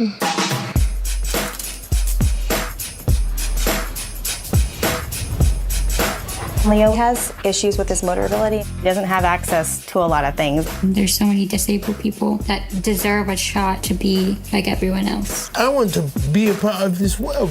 So this is my Xbox adaptive joystick. It allows her to use the controller without using both hands. It just clicked to him. This is a joystick, I manipulate the character, and this is how I'm gonna move myself. You've got every button covered. This is how we do it. This is my thumbstick topper. You can get different sizes, and this is what I use to make it easier to maneuver. You can get bars from the Xbox Line Lab. Then you can go somewhere else and get it printed. Be yourself, design it how you want. You're playing with your Xbox controller. Right side, right side. With the Xbox controller assist, when he needs help, when he gets stuck, I can at least hit the gas for him. Then he can control the rest. Having the joystick levels the playing field for him. Your character, he can fly. He can do everything you can't do. He enjoys winning and will definitely let you know when he does.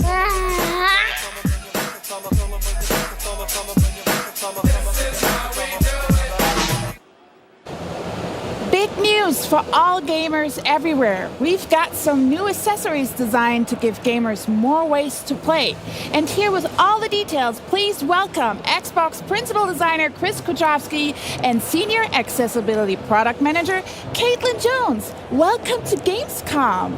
Thank you, Maxie. Yeah, thanks for having us. How's Cologne treating you? All good? I love it here. Yeah.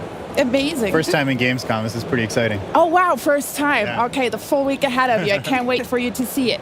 So I can't believe the Xbox Adaptive Controller launch is 6 years ago.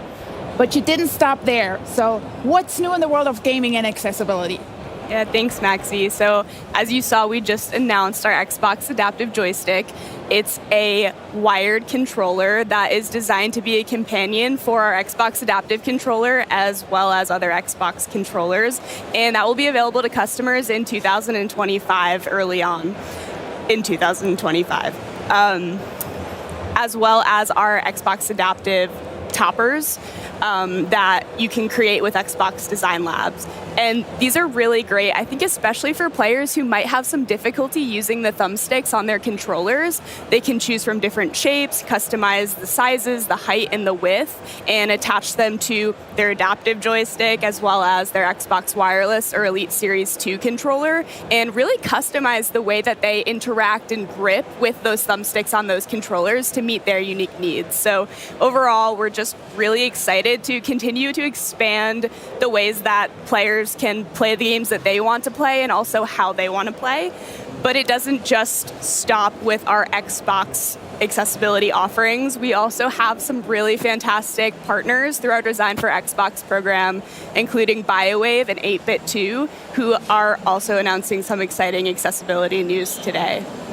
And with everything in your line of work, the feedback from the community is crucial. And the gaming and disability community was also instrumental in feedback for creating the joystick. Can we hear more about that?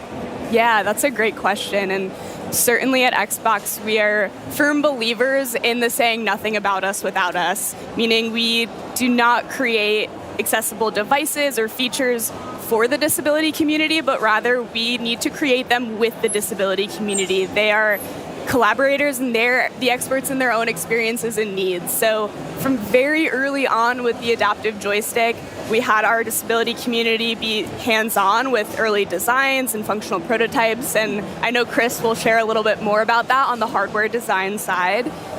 But even from a software perspective, we really heard from our players that they wanted an affordable joystick for their adaptive controller so they can easily find that and have that as a resource to them, but also something that fit in seamlessly with their existing setups. So we knew it was important to create something that was highly customizable. You can remap all of the buttons on the joystick, you can create different profiles. You can connect it to your Xbox Adaptive Controller for a full adaptive setup, but you can also use it without your Xbox Adaptive Controller. You can plug it directly into your console or PC and use it alone, or employ Xbox Controller Assist to link it with another controller and kind of play that way. So all in all, the disability community's involvement is absolutely critical in everything that we do, and we're so grateful to have them as co-collaborators and designers in these processes. So many options. So how did the community feedback inform the final design of the adaptive joystick? Yeah, like Caitlin mentioned, we're always looking for that feedback. And for this device in particular, we actually visited a hospital in Seattle that uses gaming as therapy for some of their spinal injury patients. So what that means is we went there with a box of prototypes, got feedback on the grip size, the shape, the number of buttons, where the buttons were located. They liked some of the stuff, they didn't like some of the stuff, and that's exactly why we're there. One of the most important things that we took away from that meeting was the importance of having the controller be mountable. Lets you put it in a lot of different positions, hold it stable if you're not able to hold the control in your hand. So we added this threaded insert here that's the same one you'd find on a camera tripod or actually on the adaptive controller as well. And so that really allows you to use non-hand body parts with the controller easily. So we took that feedback and then used it to iterate on the design. Wow. And just curious, how does that process look like of creating? Do you do Do you 3D print prototypes? Do you mold? What do you do? We do both of those things. Usually, I like to start making something that goes in your hand by making it by my own hands. So we'll take a block of foam, carve that away. We'll take a 3D print, add clay to it, and then sand it away. And I'm doing this in the design lab, in the workshop in my garage. And we're just really iterating constantly to get the feel right, to get the ergonomics right, the position of the buttons right. We usually start with a very primitive form and then add those details throughout the design process. One of the other things that's really important from my perspective as a designer, and this maybe sounds obvious, it's an Xbox controller. It should look like an Xbox controller. So many of the adaptive products that gamers have to use, they might look like hospital equipment or something you have to use rather than something you'd want to use. Like Xbox makes cool products. We want our gamers to want to use the products, and so using the same form language, the same color, material, and finish really helps it feel like a part of the Xbox family, and that goes a long way in removing some of the stigma that's associated with using adaptive products, and that's a really important thing that I think design and Xbox brings to the table here. Yeah, it looks very well next to the adaptive controller, traditional Xbox controller, so good job. Good job. One question. So I heard the rumor that the idea of the 3D printable topper files came from an internal hackathon event. Is that true? That is true. Very similar to the Xbox adaptive controller years ago. The adaptive thumbstick toppers were born from a hackathon project. So hackathon is a week where Microsoft employees get to take a break from their day job and work on a passion project. And this particular team was inspired by really the high cost of adaptive accessories and doing custom setups like that. So knowing that 3D printers are a lot more available for at home or as a service, they combine these two ideas to create a great range of products that offer gamers a lot more options to customize their setup just to exactly what they need. And so much goes into the creation of these accessibility offerings, and especially what did the development for the 3D printable files for the adaptive thumbstick toppers look like? Who did you work with? Yeah, very similar to the adaptive joystick and all of our other accessibility offerings. We, again, partnered directly with the disability community, specifically a lot of hospitals and gaming accessibility charities that were doing a lot of 3D printing work. So we worked with them directly and kind of just asked, what are the most common shapes and designs that you all are creating or that you find work best for your players? And that's actually what informed the final 6 shapes that we have available today. So very direct, working with them and getting that feedback. Something that we also learned, though, by working with them is that, not everyone needs a full-on adaptive setup. Sometimes just minor modifications to how you interact with your thumbstick can be the difference that allows someone to play longer, more comfortably. It can also be the difference whether you can play all together. So based on that, we did want to create something that was available, discoverable, and easily customizable for customers, because through working with our disability community, again, more and more learnings nonstop, it's always coming in. We did learn that, not everyone has access to easily connect with these hospitals or these more tech-savvy maker communities or charities that are customizing these designs and printing them. And also not everyone at home knows how to 3D model and customize their own shapes at home. So with the Xbox Design Lab platform, it's as simple as picking your shape, using sliders to adjust the height and the width of those shapes, and you're given a free 3D printable file that you can then take to a printer. If you have access to, you can use a 3D printing service, and it's as simple as customizing from there with no 3D modeling knowledge required. I love that. But what I love more is that you not only support the community with creating accessories, you also support partners, third-party developers in bringing their designs to life. So can you share a little bit more who you're partnering with? Yes. And I will say I am just personally so grateful and excited that we do have so many Design for Xbox partners who are just really committed to making gaming for everyone. Some of the specific partners that we've been working with recently on the accessibility front are BioWave. So back in May, they announced their Proteus controller, which is a modular controller that allows you to really build your own unique setup that works best for you. And very exciting today, that controller is now available. In addition to BioWave, 8-Bit Do is both announcing and available today their Lite SE wireless controller. So all in all, when it comes to accessibility, a rising tide floats all boats, and we're just excited that our players have more and more options within the Xbox ecosystem to really choose what works best for them. That's a lot of great news that you have today. So is there any place where we can look up all of the accessibility offerings? Yes, to find out more about any of this accessible hardware that we've just talked about today, you can see the Xbox Wire blog post. Or if you happen to be here at Gamescom like us, you can visit us in the Here to Help area in the Xbox consumer booth. You can get hands-on with any of the products, do some live demos. And if you're here on Friday, you can see Caitlin in a discussion panel in the community area as well. Thank you so much to both of you for coming. And also I want to say thank you so much for making our booth accessible so everybody feels welcome.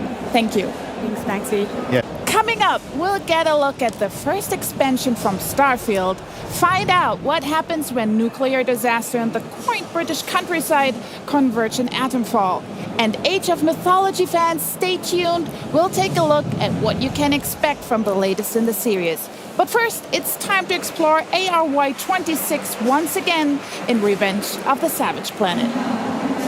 Stuck on a planet with nowhere to poop? The juiciest burgers in the galaxy.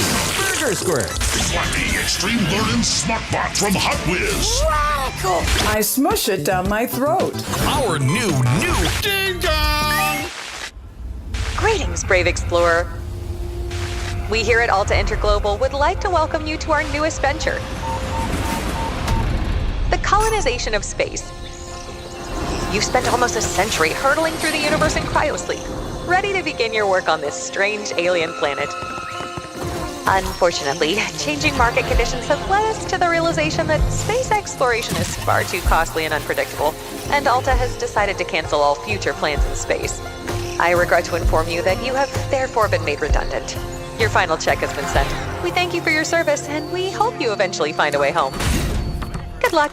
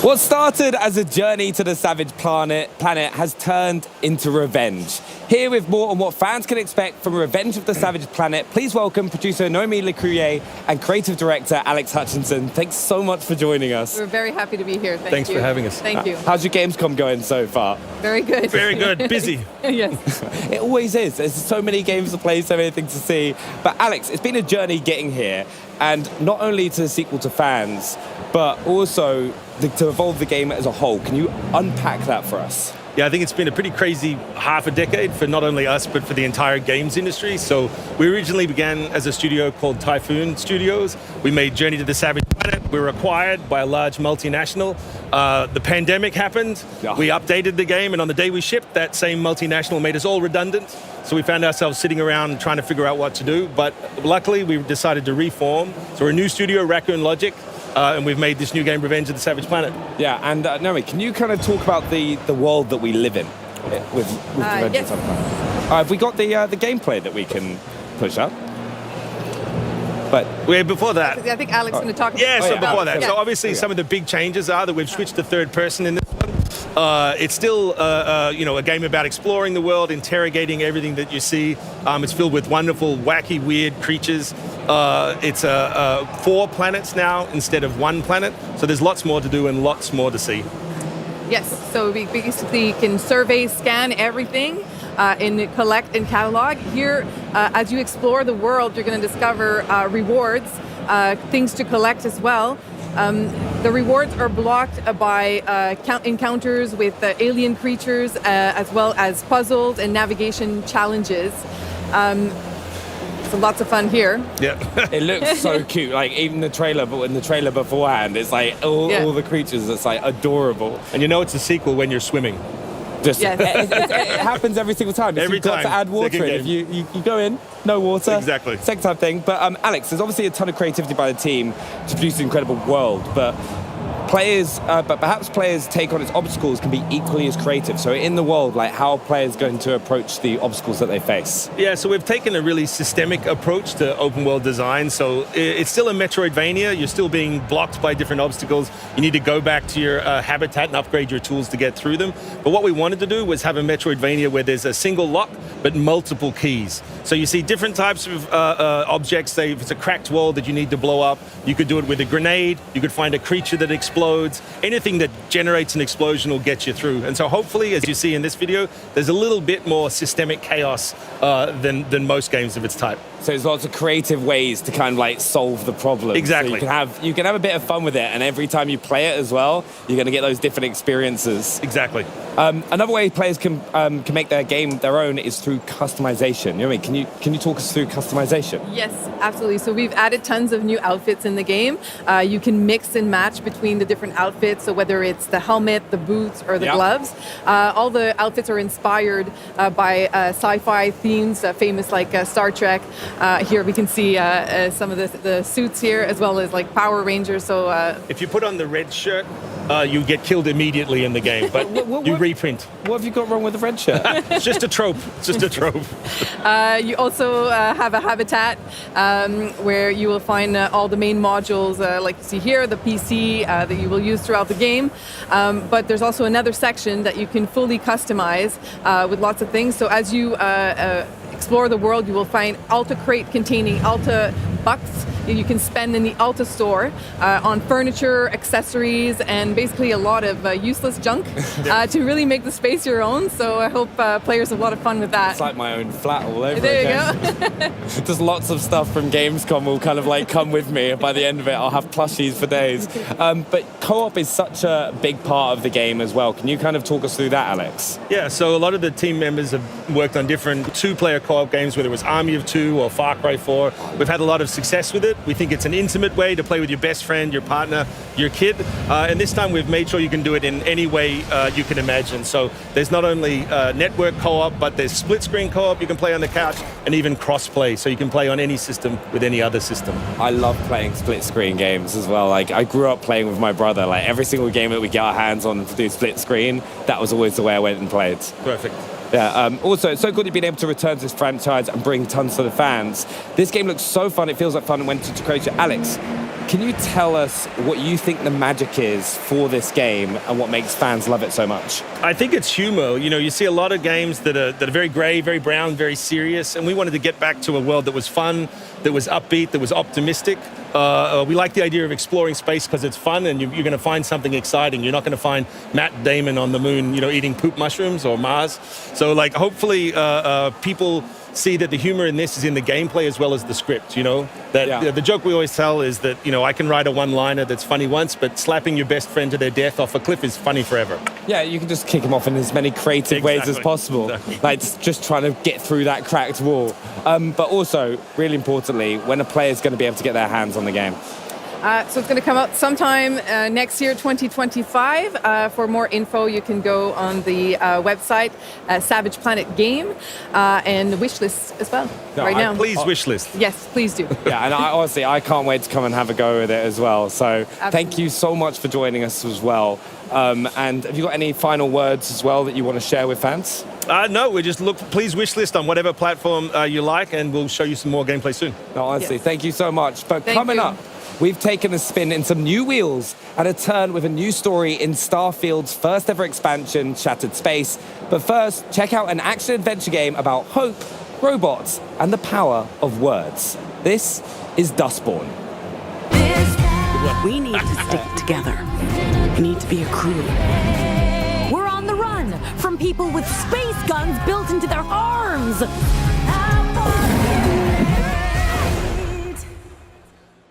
Dustborn isn't about making the big and immediate choices. It's about the little things that add up over time. The words spoken that affect relationships and moods, the decisions that stick with you and play out when you least expect them to, the actions that push your relationships in new directions. I guess this explains why you're suddenly so eager to chase after the robots. Oh, keeping secrets again, huh?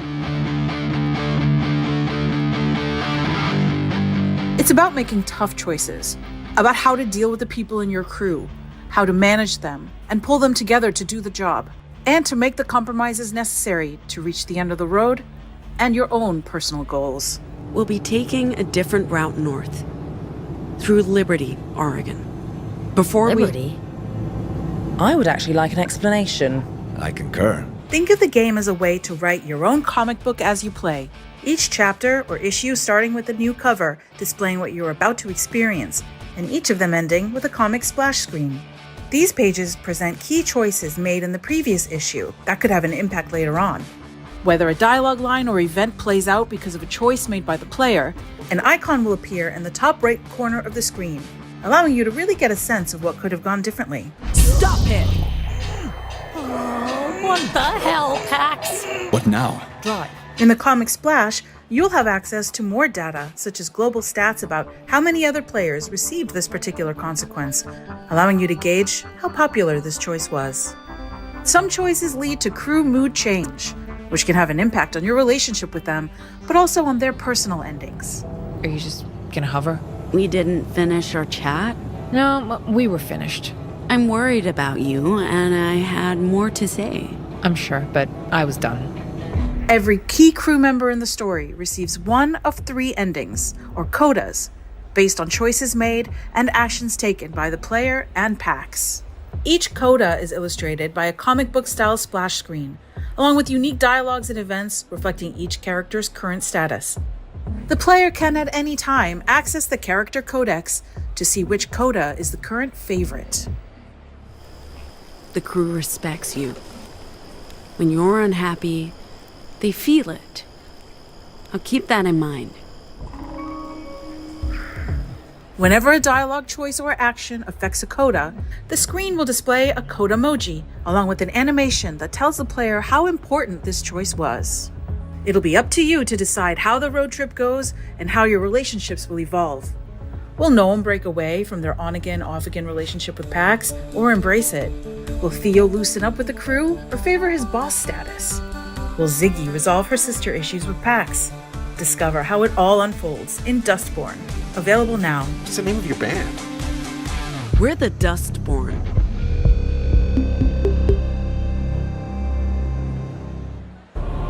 There is a dream that haunts me. A most dreadful nightmare, truly. It tears at me. The fortress of stone and valor, which I struggled to build, is now slowly crumbling into ruin.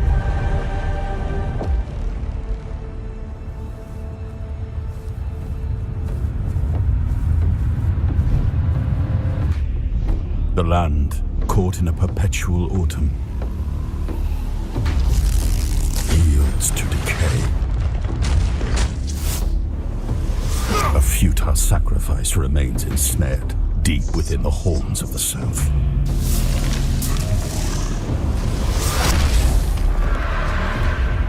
A shield, now weakened and cracked by time, fails to protect my people.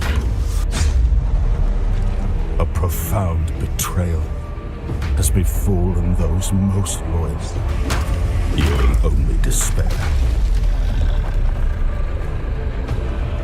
I am left paralyzed, powerless. Not more than a witness. My people, my legacy, everything is collapsing. They hailed me as the once and future king. Only now do I understand the horror of that title.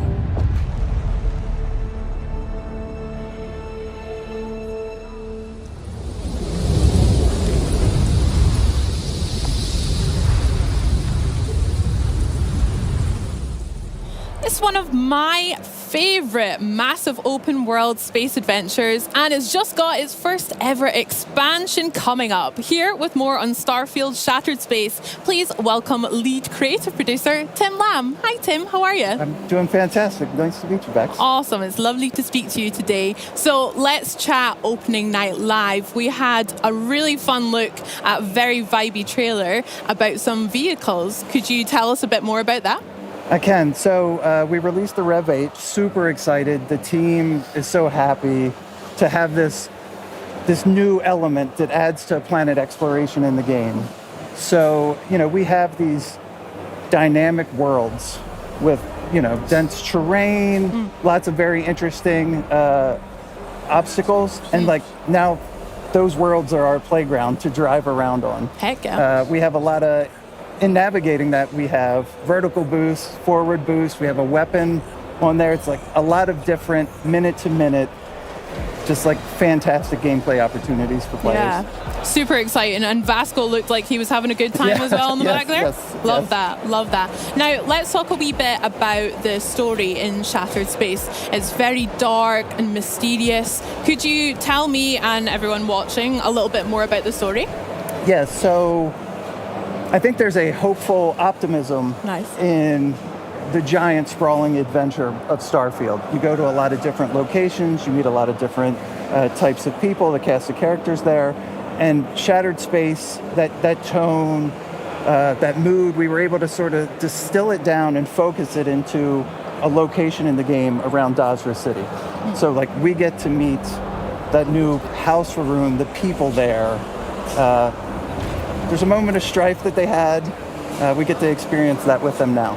Yeah, they sounded a bit intriguing, shall we say, in the footage that we saw last night. So can you tell us a wee bit more about the House of Faroon and kind of who we'll be coming across? So, I don't want to... No spoilers. Sure. You encounter a derelict star station, and this starts you on your adventure to meeting the Faroon. You end up in their home world, Varun Kai, in the city of Dazra. There's been a catastrophic event. You deal with the minor houses of the faction of House Faroon to sort of uncover the mystery of what happened, and then, resolve it as you do as a player. Nice. There's lots of choices in there for you. Okay, very interested to find out what that story kind of leads us on to as well. Very good. Along with that story that we've been chatting about, there are some new game features as well as a huge new planet that we can explore. Could you tell us a bit more about those too? So we have the city of Dazra. We focused... All of our effort has really been focused on the area around the city. So I think the beauty of it is that there's exploration, that you can find nooks and crannies in the game or little secret discoveries or locations you feel like, I know I'm coming back here. So there's an excitement there. Yeah, so it's that. I'm so excited about it.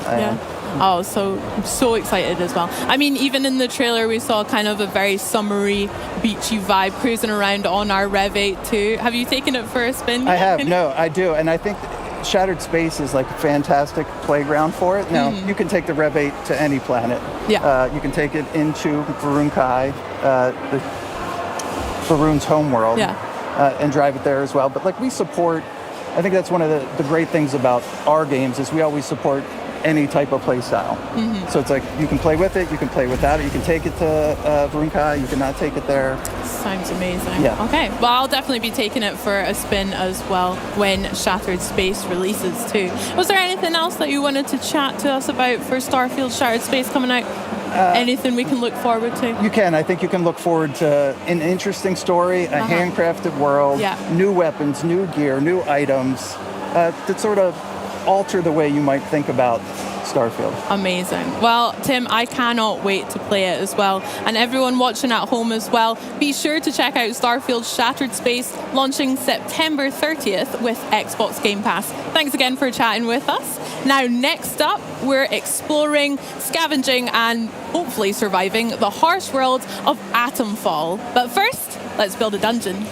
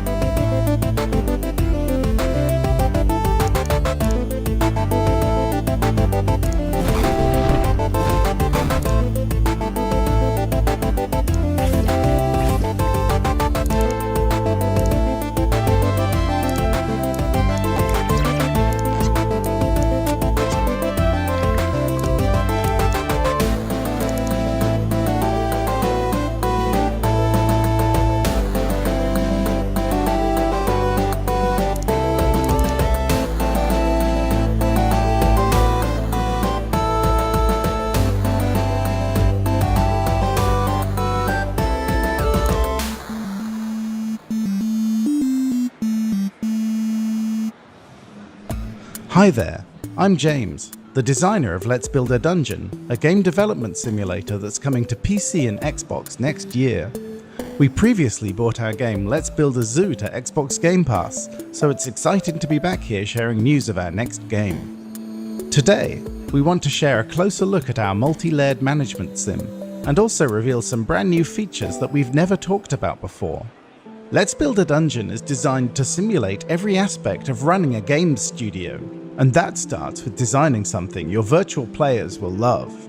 You get to decide which quests to put in the world, and whether you want to focus on a traditional RPG built around magic and combat, or something more cozy like fishing or running monster farms. And if you want even more control, we have an exclusive new mode to share with you.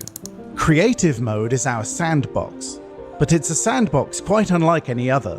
Not only do you have access to literally thousands of assets, buildings, and characters, in Let's Build a Dungeon, you can also tell your own story. We are developing a series of easy-to-use tools that lets you create almost anything, from a production-level dialogue editor that lets you create branching conversations, events, and rewards, to a full AI editor that lets you adjust anything from attack probabilities to spawn rates and weapons.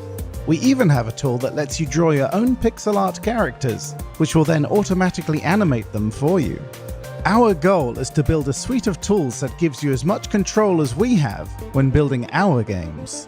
Games made by the community will be available for download, along with some titles made by developers like us here at Spring Loaded. Adding these tools felt like the natural extension of our game development simulator. Why stop at building the most detailed game dev sim ever created, when we can add elements of a game engine to give you a full, authentic experience? Hopefully, this short overview has given you an idea of what to expect from Let's Build a Dungeon when it ships next year.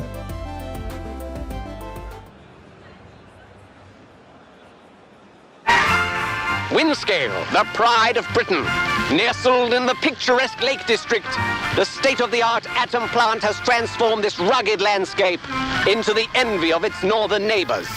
Scientific progress waits for no one. Windscale. Everything changed when that bloody atom plant went up in flames. Citizens of Wyndham, there has been an increase in bandit activity outside the village walls. Temporary quarantine, they said? It's been bloody years. They're hiding something from us. Something terrible.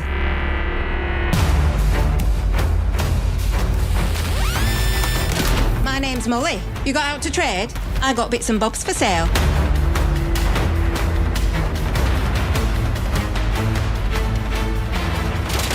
Please be careful. It's more dangerous than you can possibly imagine.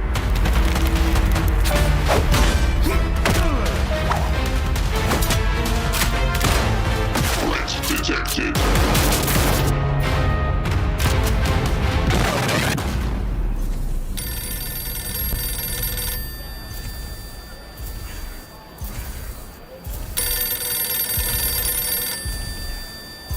It's mystery mixed with folk horror weirdness, all set in a not-so-idyllic post-war British countryside, and believe it or not, it's based on a true story.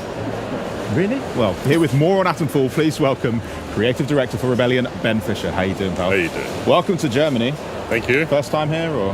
Been here for Gamescom before. Yeah. But not with a game quite like this, right? No, let's talk about that, Ben. Actually, you're right, Henry, because this is a huge departure from Rebellion's most famous series, let's call it Sniper Elite. Can you tell us about this sudden change of pace here? Sure. I mean, it's similar and it's different in different aspects of the game. So we always value sandbox exploration and giving the player lots of freedom in their objectives. But at the same time, this is a survival action game with some sort of RPG-ish elements. There's skills, there's crafting. The story of the game unfolds as you explore. It's kind of a mystery game, so tonally quite different to Sniper Elite. I love the exploration side of it. I mean, from what we just saw in the quick trailer, there's a lot going on. It's not just one sort of trope that you're sticking to. There's a lot to unpack. So maybe as we're checking out some gameplay that you brought along that we can experience, we can jump into some of the influences that have made it into this title. Because, like I said, it's a lot going on here, man. So let's check out some of this gameplay as well. Got to start off with a post box. Yeah. Where else? I mean, it's on your T-shirt as well. Yeah. It must be quite a core feature of Atomfall, I assume. It is actually. Ah. As you explore the world of Atomfall, you're uncovering a mystery. You're discovering what's happened in this post-apocalyptic quarantine zone in 1950s north of England. Different characters will ask you to do things for them, and they might help in return. And one of the characters that you can interact with is this mystery phone voice. You don't know who they are, you don't know what they want, and you have to choose which characters you trust and don't trust in your exploration. Kind of like Bosley, Charlie's Angels vibes coming through the phone. Yes, exactly. I like that. That's cool. Speaking about the story, and Henry, you mentioned it earlier. True story. Like, what is Surely that about? Yes. Well, surely not. Yeah. It's based on real-world disaster that happened. The first major nuclear disaster in the world was in Windscale plant in Sellafield, so 1957. We wanted to use that as a jumping-off point for a story. So Jason Kingsley, one of the owners and founders of Rebellion, observed that there are lots of games that are kind of like post-atom storytelling, like post-atomic disaster storytelling, but none set around this first disaster that's happened in the world. So we took that as a starting point and then thought, what's a Rebellion kind of interpretation of that kind of event? So, like I say, we value that kind of sandbox exploration and player freedom, and then combine that with the sort of unique Britishness, and that led to the environment that we've got in the game. So it's kind of an alternate history story, and it's a mystery that you uncover what's happened.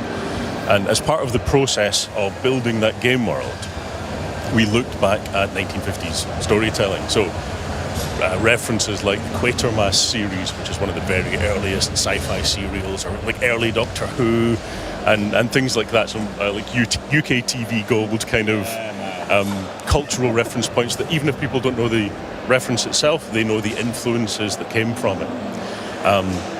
And at the time, there wasn't a clear distinction between like folk horror and sci-fi and those kind of stories. So it's a blend, it's a natural blend in the storytelling style of the 50s. And of course, you have to chuck some cricket bats in there for good measure. I mean, the combats are pretty crunchy, right? I mean, this is, like you say, a bit of a departure from Sniper Elite, which is typically long range, but in here we're getting right up, even the fact that it's first-person camera as well. Like, these are conscious decisions you've made. So why did it feel right for Atomfall to treat it that way? So in the case of Sniper Elite, you are an elite-trained sniper. You know, Carl Fairbairn's like a human sniper rifle, right? He knows exactly how to fire a shot, miles to take out that one guy. This is a different character in a different situation. We wanted it to be a mystery, so there are no signifiers of age, race or gender for the player character. They're wearing gloves, so you don't know who they are. Their backstory is part of the mystery that you may or may not uncover as you explore. We wanted you to feel more like it's not so much a war zone as a pub brawl. You're desperately attempting to survive. There's not much ammo around. The guns are all rusty because everyone's been trapped in this quarantine zone for 5 years. You're mixing melee and ranged combat. You can throw your melee weapons. You can kick people to make them stagger back. We wanted you to be constantly, desperately mixing options and scavenging desperately for resources. So there's a real kind of tension as you play, which is very, very tonally different to Carl, who's calm and controlled and reads an entire situation before he decides what to do. I think we can definitely get on board with the pub crawl element. My entire playthrough is like it's a scene from Kingsman, basically, and it's gonna feel good. It's gonna feel great. Talking about Kyle and that he's an iconic character. What about the characters in Atomfall? Our player character isn't maybe so much of the focus, but are there other people that we're going to meet that are going to be key? Yeah. So I need to have the right answer that doesn't spoil too many things. But as you explore the game world, different characters will ask you to help uncover the mystery of what happened in the Windscale plant and maybe ask you to do something when you get there.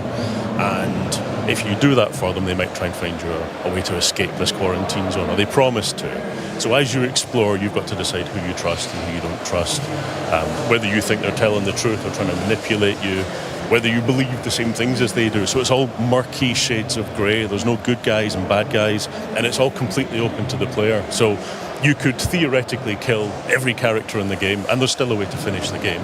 You could theoretically play through and kill no one, and there's other routes available to you. So we really pushed hard into giving the player lots of options and lots of rewards for observing and choosing what to do. So there's lots of tropish characters, lots of kind of characters that fit this world of being north of England and also being 1950s, 1960s culturally. Yeah, I like that. I mean, as a fellow Scot, Ben, really quick, are there any maybe Scottish people in there that we can look forward to meeting? I'm sorry. No spoilers, but what we have done is we've taken like 1950s sci-fi, 1950s, or like old-fashioned folk horror type trope characters and Cold War scientist trope characters, and you'll meet those kinds of people as you explore through the game, and then still decide whether you trust them or not. Okay. So we got pub rules, we got crazy characters. They're all living in this open world that we're experiencing. Can you tell us more about that? How did you construct it? How big is it as well? Okay. Well, what Rebellion excels at is these deeply packed kind of sandbox maps. So the way that we've structured Atomfall is a series of like 5 or 6, depending on how you count, sandbox maps like the one you can see just now. And you can travel freely between them at any time. They're all thematically very, very different. And then there's loads of interiors and like large-scale, story-driven locations that you might uncover, as well as bunkers that are full of loot that you might find. What we wanted to do is really lean into that densely packed kind of puzzle box. So I've spent all day watching people play the game, and no two playthroughs have been the same. People can approach it all very, very differently, get different experiences. As you explore the game, you'll find leads as well. So we don't have a kind of quest system. We've got leads that you piece together clues that help you understand what's happening. So we built this puzzle box, this sandbox of interconnected options for the player, and then we just let them go for it. They might find a difficult, dangerous place and die, but we signpost very clearly that it's a dangerous place, and then it's kind of up to them what happens. That's right. I love a puzzle. I'm buzzing. Yeah. we're great at solving them together, to be fair. Well, we could work on it. I mean, you just said that there'll be leads that players can follow. Tell us a bit about how they're equipped to do so, because we just saw like literally pulling out a metal detector and taking part in that great British tradition of finding some old coins or whatever it could be. But what are the other ways we can do that? Yeah, so you might find a lead that someone's hidden in a box under the ground somewhere. They've a bit of storytelling around it to draw the player in and make them try to understand how it fits to the game world. But there's also characters that you might find in the world. There's friendly characters that you can barter with, and they might sell you or rather trade something with you which has a lead in it. Or if you do some trade with them, they might get friendly to you and give you a lead. You can also have conversations with characters, and if you choose the right choices, you might get some more information from them. The way that we've approached those is the same kind of high stakes player freedom. So you can get the conversation wrong, right? You're not working your way down a list of conversation topics until they grey out and then moving on to the next one. It works more like a real conversation. So if you judge their personality wrong and say the wrong thing, they might shut down and stop talking to you. And you've pruned a chain of leads that you might otherwise have found something interesting in the game world. So you're always having these influences and layers that you may even not notice are there. That sounds so smart. I can't wait to dive into that as well. That's so cool. I understand there's some crafting elements in that as well, and also, metal detectors, scavenging. Can you tell us what that kind of looks like in Atomfall? Sure. So the player's desperately trying to survive and finding materials to help them survive. Yeah. So even if they find a gun, there might be 3 bullets for the gun. So they can find materials that let them craft things to help them heal or help them in combat, so Molotov cocktails and makeshift grenades and things like that. So you find yourself trapped into a corner and you can make these resources that help you survive. Like I say, we're trying to make sure that we find this sweet spot where you feel kind of desperate as you're trying to survive. As we want you to use everything that you find. We've made sure your backpack capacity is quite limited as well, so you're really pushed to make these difficult choices and decide even whether you want to engage in a fight or not, whether you want to avoid it entirely. You want to choose the right moment and try and take out 5 guys with a Molotov. And it's all really, really high stakes, but it makes it very rewarding when you manage to pull something off. It looks like our player right now is making a horrible decision by going into a restricted area. Already seen a ribcage. I mean, yeah. I mean, so this is going to go great. Like I mentioned earlier, if you're heading into somewhere difficult or dangerous or scary, we make sure and signpost it. So if you go into a place like that and then you die, you go, "Oh, I should have guessed. Yeah, there was a skeleton outside." Yeah, that one's on me. Yeah, exactly. Yeah. To be fair, I'm very good at ignoring red flags, so we'll see about that. And in terms of the player's progression then, so you're making all these decisions, you're making friends with everybody, you're crafting, you're geared. What about skills, anything like that in the game? Sure. So there's a range of skills that help reinforce the player's ability to survive in this dangerous world. So there's a chain of skills that are for melee combat, ranged combat. There's sort of durability skills that mean you can take more damage and survive in dangerous areas.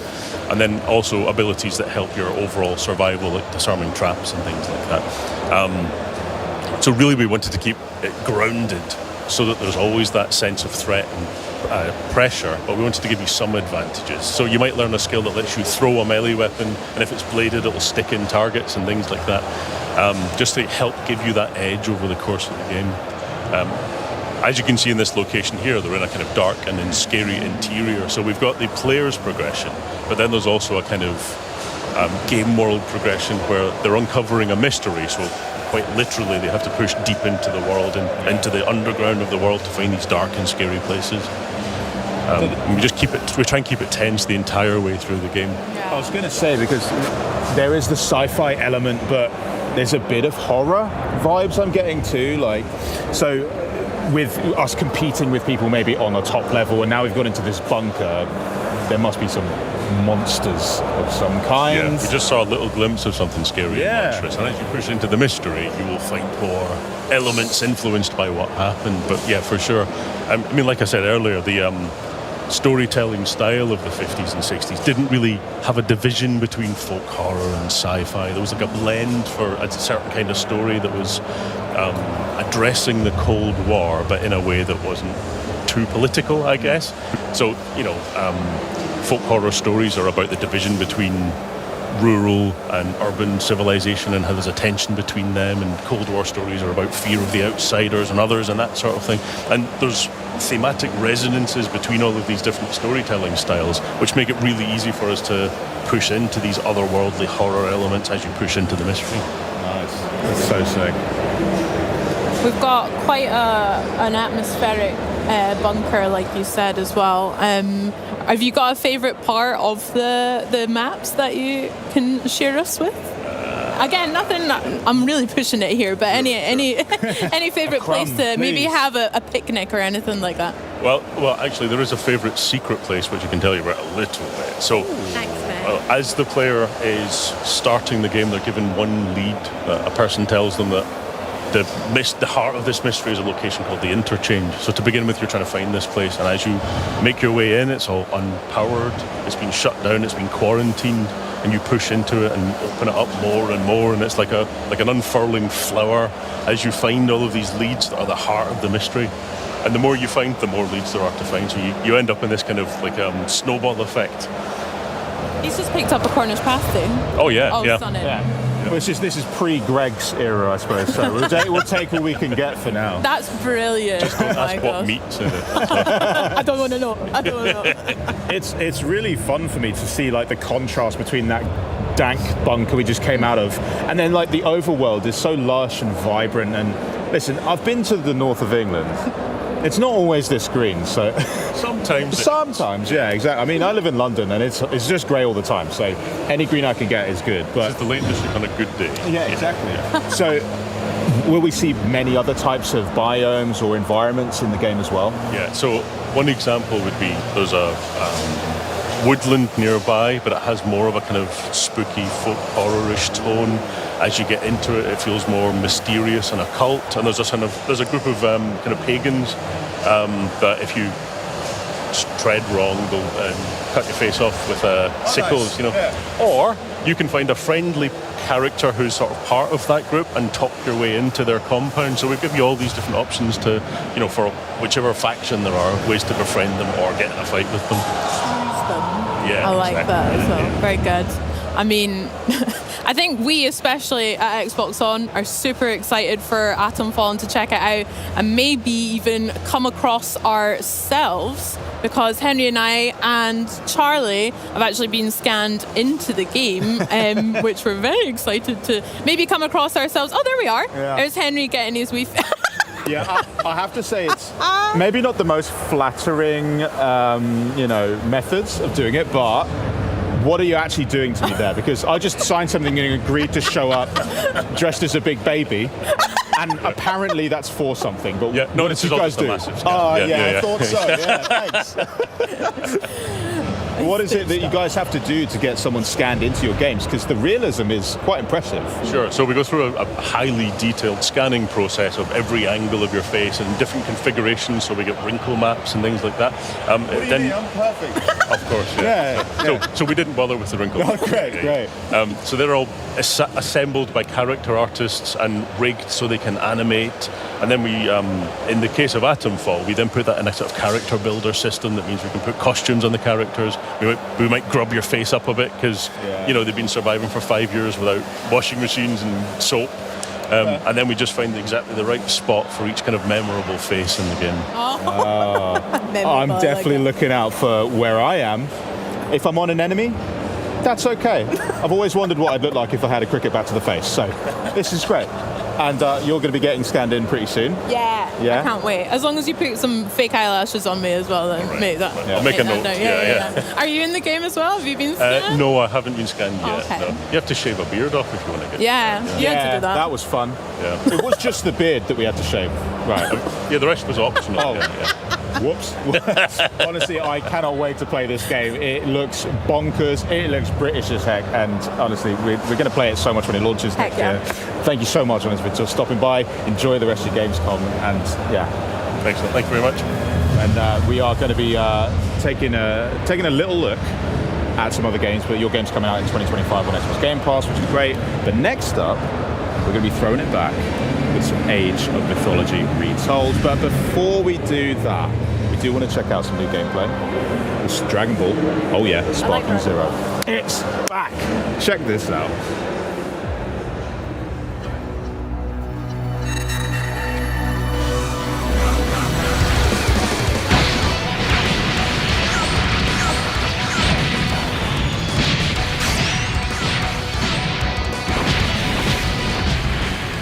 Hello everyone, I'm Marco Rizzo, Product Manager of Dragon Ball Sparking Zero. Thank you for joining us today in this exciting showcase. Today we will show you some new and exciting gameplay footage featuring characters that we have revealed during the opening night live. But before that, let me give you a reminder on the 2 single-player game modes that Dragon Ball Sparking Zero has to offer: Episode Battles and Custom Battles. First up is Episode Battle. In this single-player mode, you can take the point of view of 8 different characters, including Goku and Vegeta, and enjoy famous battles from the anime. For each stage, you'll be playing through an introduction before heading into some of the most iconic fights in Dragon Ball Z and Dragon Ball Super. The number of stages and battles vary by character. We're here to take you down, simple as that. Next up is Custom Battle. In this mode, players fight in battles that each have their own original scenes. Some battles will also have different victory condition, and some might even have event cutscenes pop up midway, so you'll be able to enjoy battles different from the norm. Using Edit mode, you'll be able to freely set the characters to be played, as well as the pre-battle and post-battle cutscenes, in order to make your own original battle. What you've made will be able to be uploaded and viewed online for the whole world to play, so hope you enjoy sharing the battles and situations that you have created. Now, the moment you've been waiting for. Coming straight from the Majin Buu saga, Ultimate Gohan is our latest addition to the roster. After his rigorous training, he is ready to show his power in an all-out fight against Kefla in her Super Saiyan 2 form. Enjoy!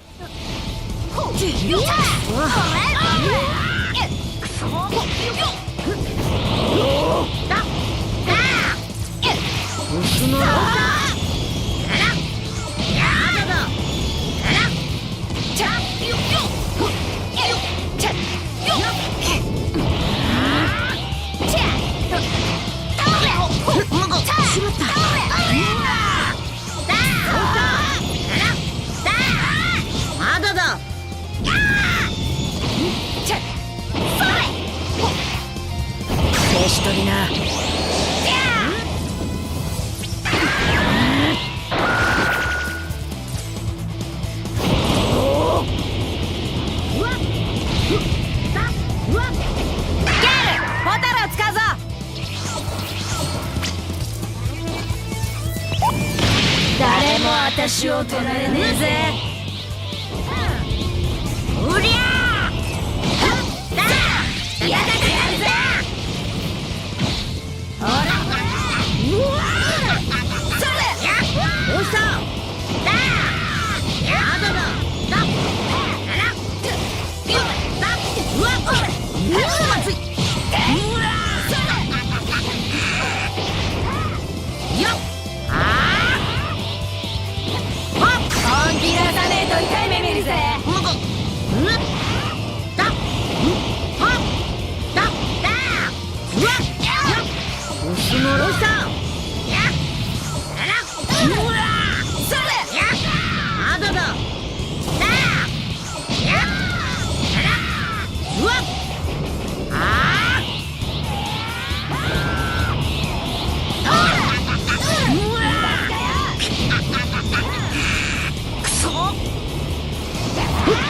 うわ本気を出させてもらいますよ。も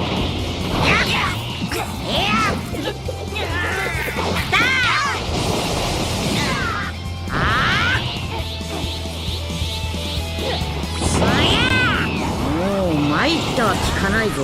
だっ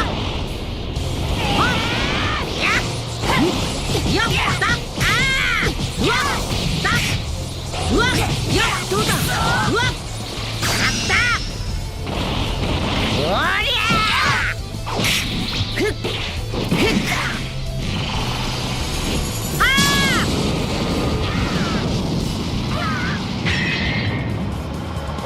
俺との実力差に気づいたか？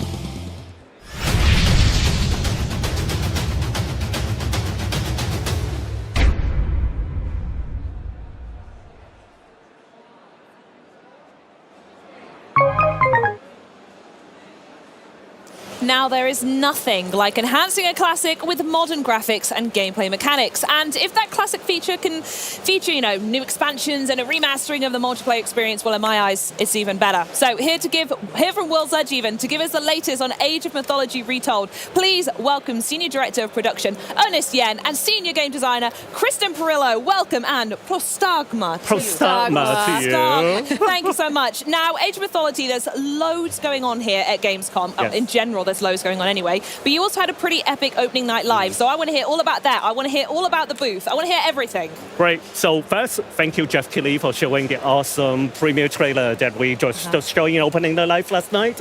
And it showed the story of Athena talking to the young hero, and in this case, one of them is of course the key character Zakynthos, and about this really, really epic story that a lot of our fans remember really fondly. So over multiple campaigns, over 50 missions, it is epic, amazing, and of course the trailer also show off the new graphics we have in the game, looking really pretty. It is just really good to see. So.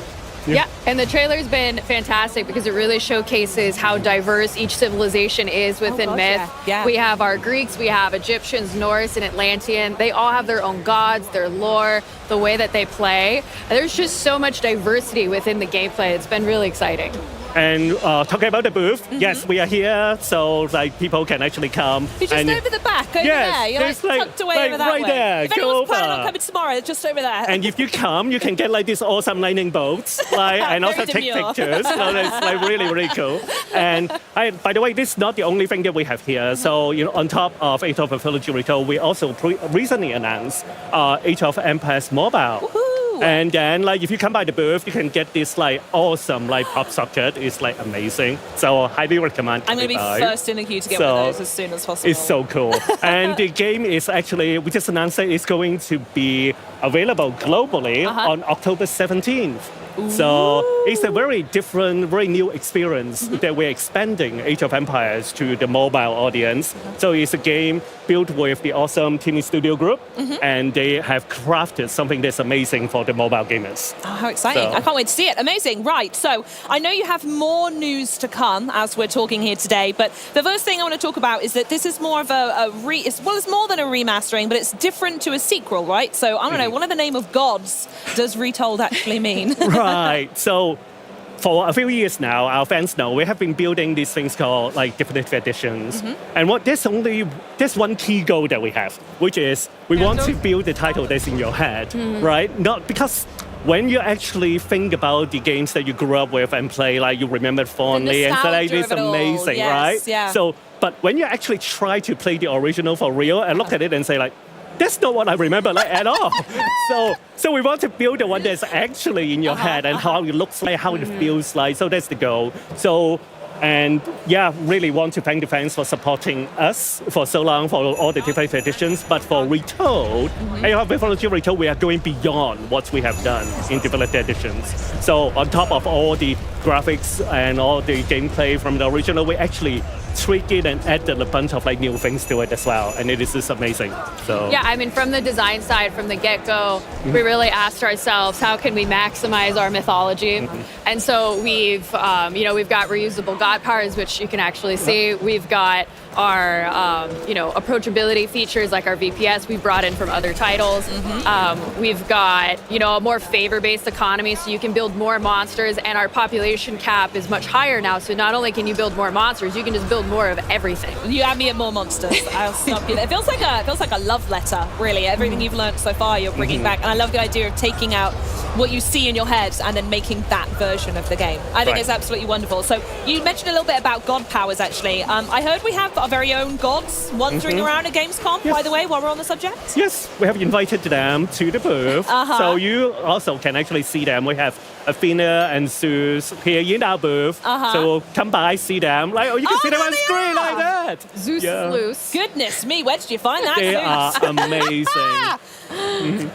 That is so cool. Oh my Yes. goodness me. Please come by. It takes a lot of work for us to invite them to the booth. So A lot of convincing. a Love lot of it. convincing. Beautiful, awesome. Okay, back to the game now. Sorry, tangent. So, seeing the gameplay that we just saw just then, it's really clear that the team has been hard at work on the visuals. I think you've both mentioned it already. Yes. So, what can we expect? What exactly does that mean? So for graphics, we actually have redone every single graphics that you actually see in the days. game. You've been So busy. like every single 3D asset, every single animations, like effects, all of them are completely rebuilt. So just for this game.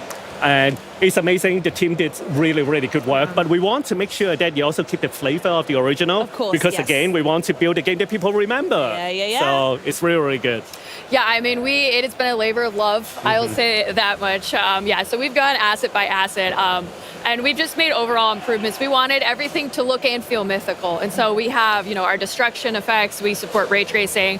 But like Ernest had said earlier, sometimes when we've gone back and look at these assets in 2024, we realized that we had an image in our head that was very different than blurry pixels, wrapped around a sphere. And so we had a lot of philosophical discussions because, the dev team were all major fans of the original. So, I mean, Arcantus was a big one where we were like, would he have a dimple?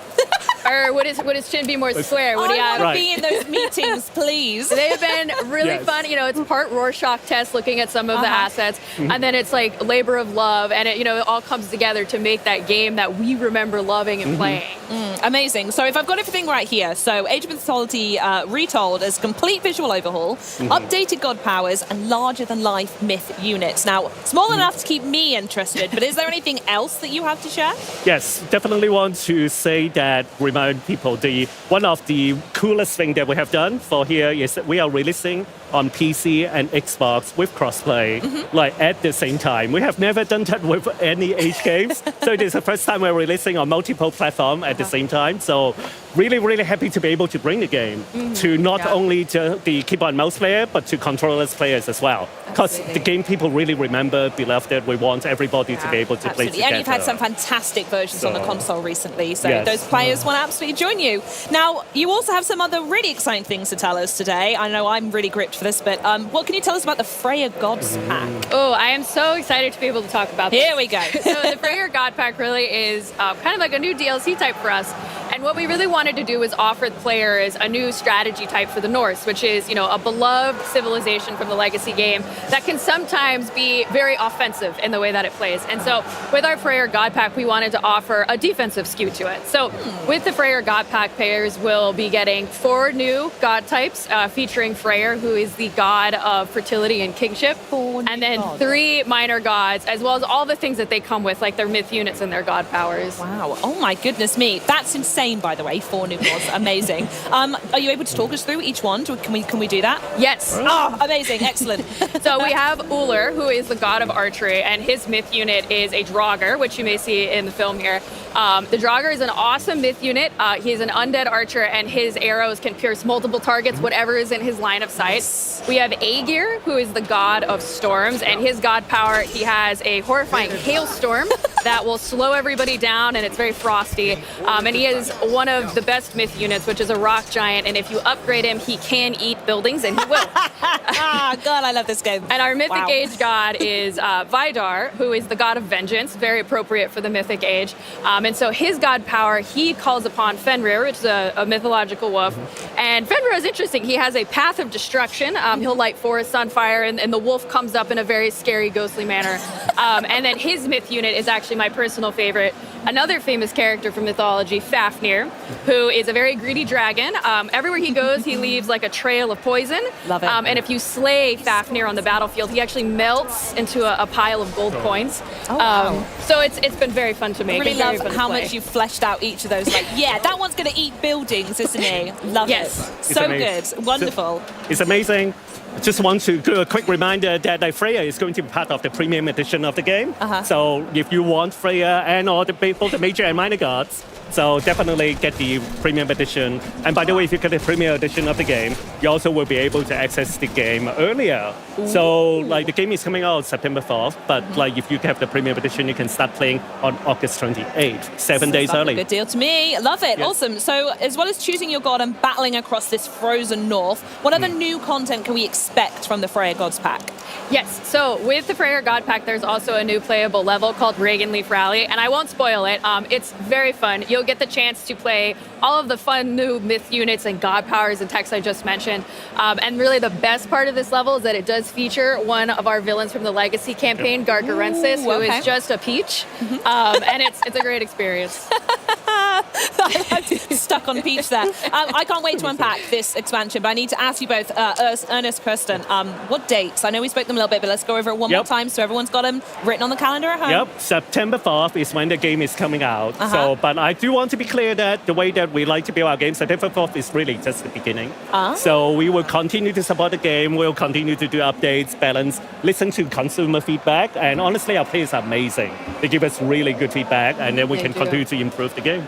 Yeah, and part of that is, we have 2 new Pantheons coming with playable civilizations, and then we also have a new game mode, Arena of the Gods, which we're excited to talk about soon. Ooh, how exciting. Well, thank you both so much for joining me. It's been an absolute pleasure. I'm going to make sure I get the pop socket. I'm going to make sure I get whatever these things you're wearing. I'm going to hunt you down. I'm going to get them. So thanks so much for stopping by. There are loads more Age of Mythology stuff going on for all types of gamers. But first things first, as Erson said, if you haven't already, make sure you pre-order Age of Mythology Retold Premium Edition to get the Freya Gods pack, 7 days early access, and so much more. You can play early from August 28th, and that is only 1 week from today. And that, my friends, is a wrap on day 1 from the Xbox Gamescom booth here in Germany.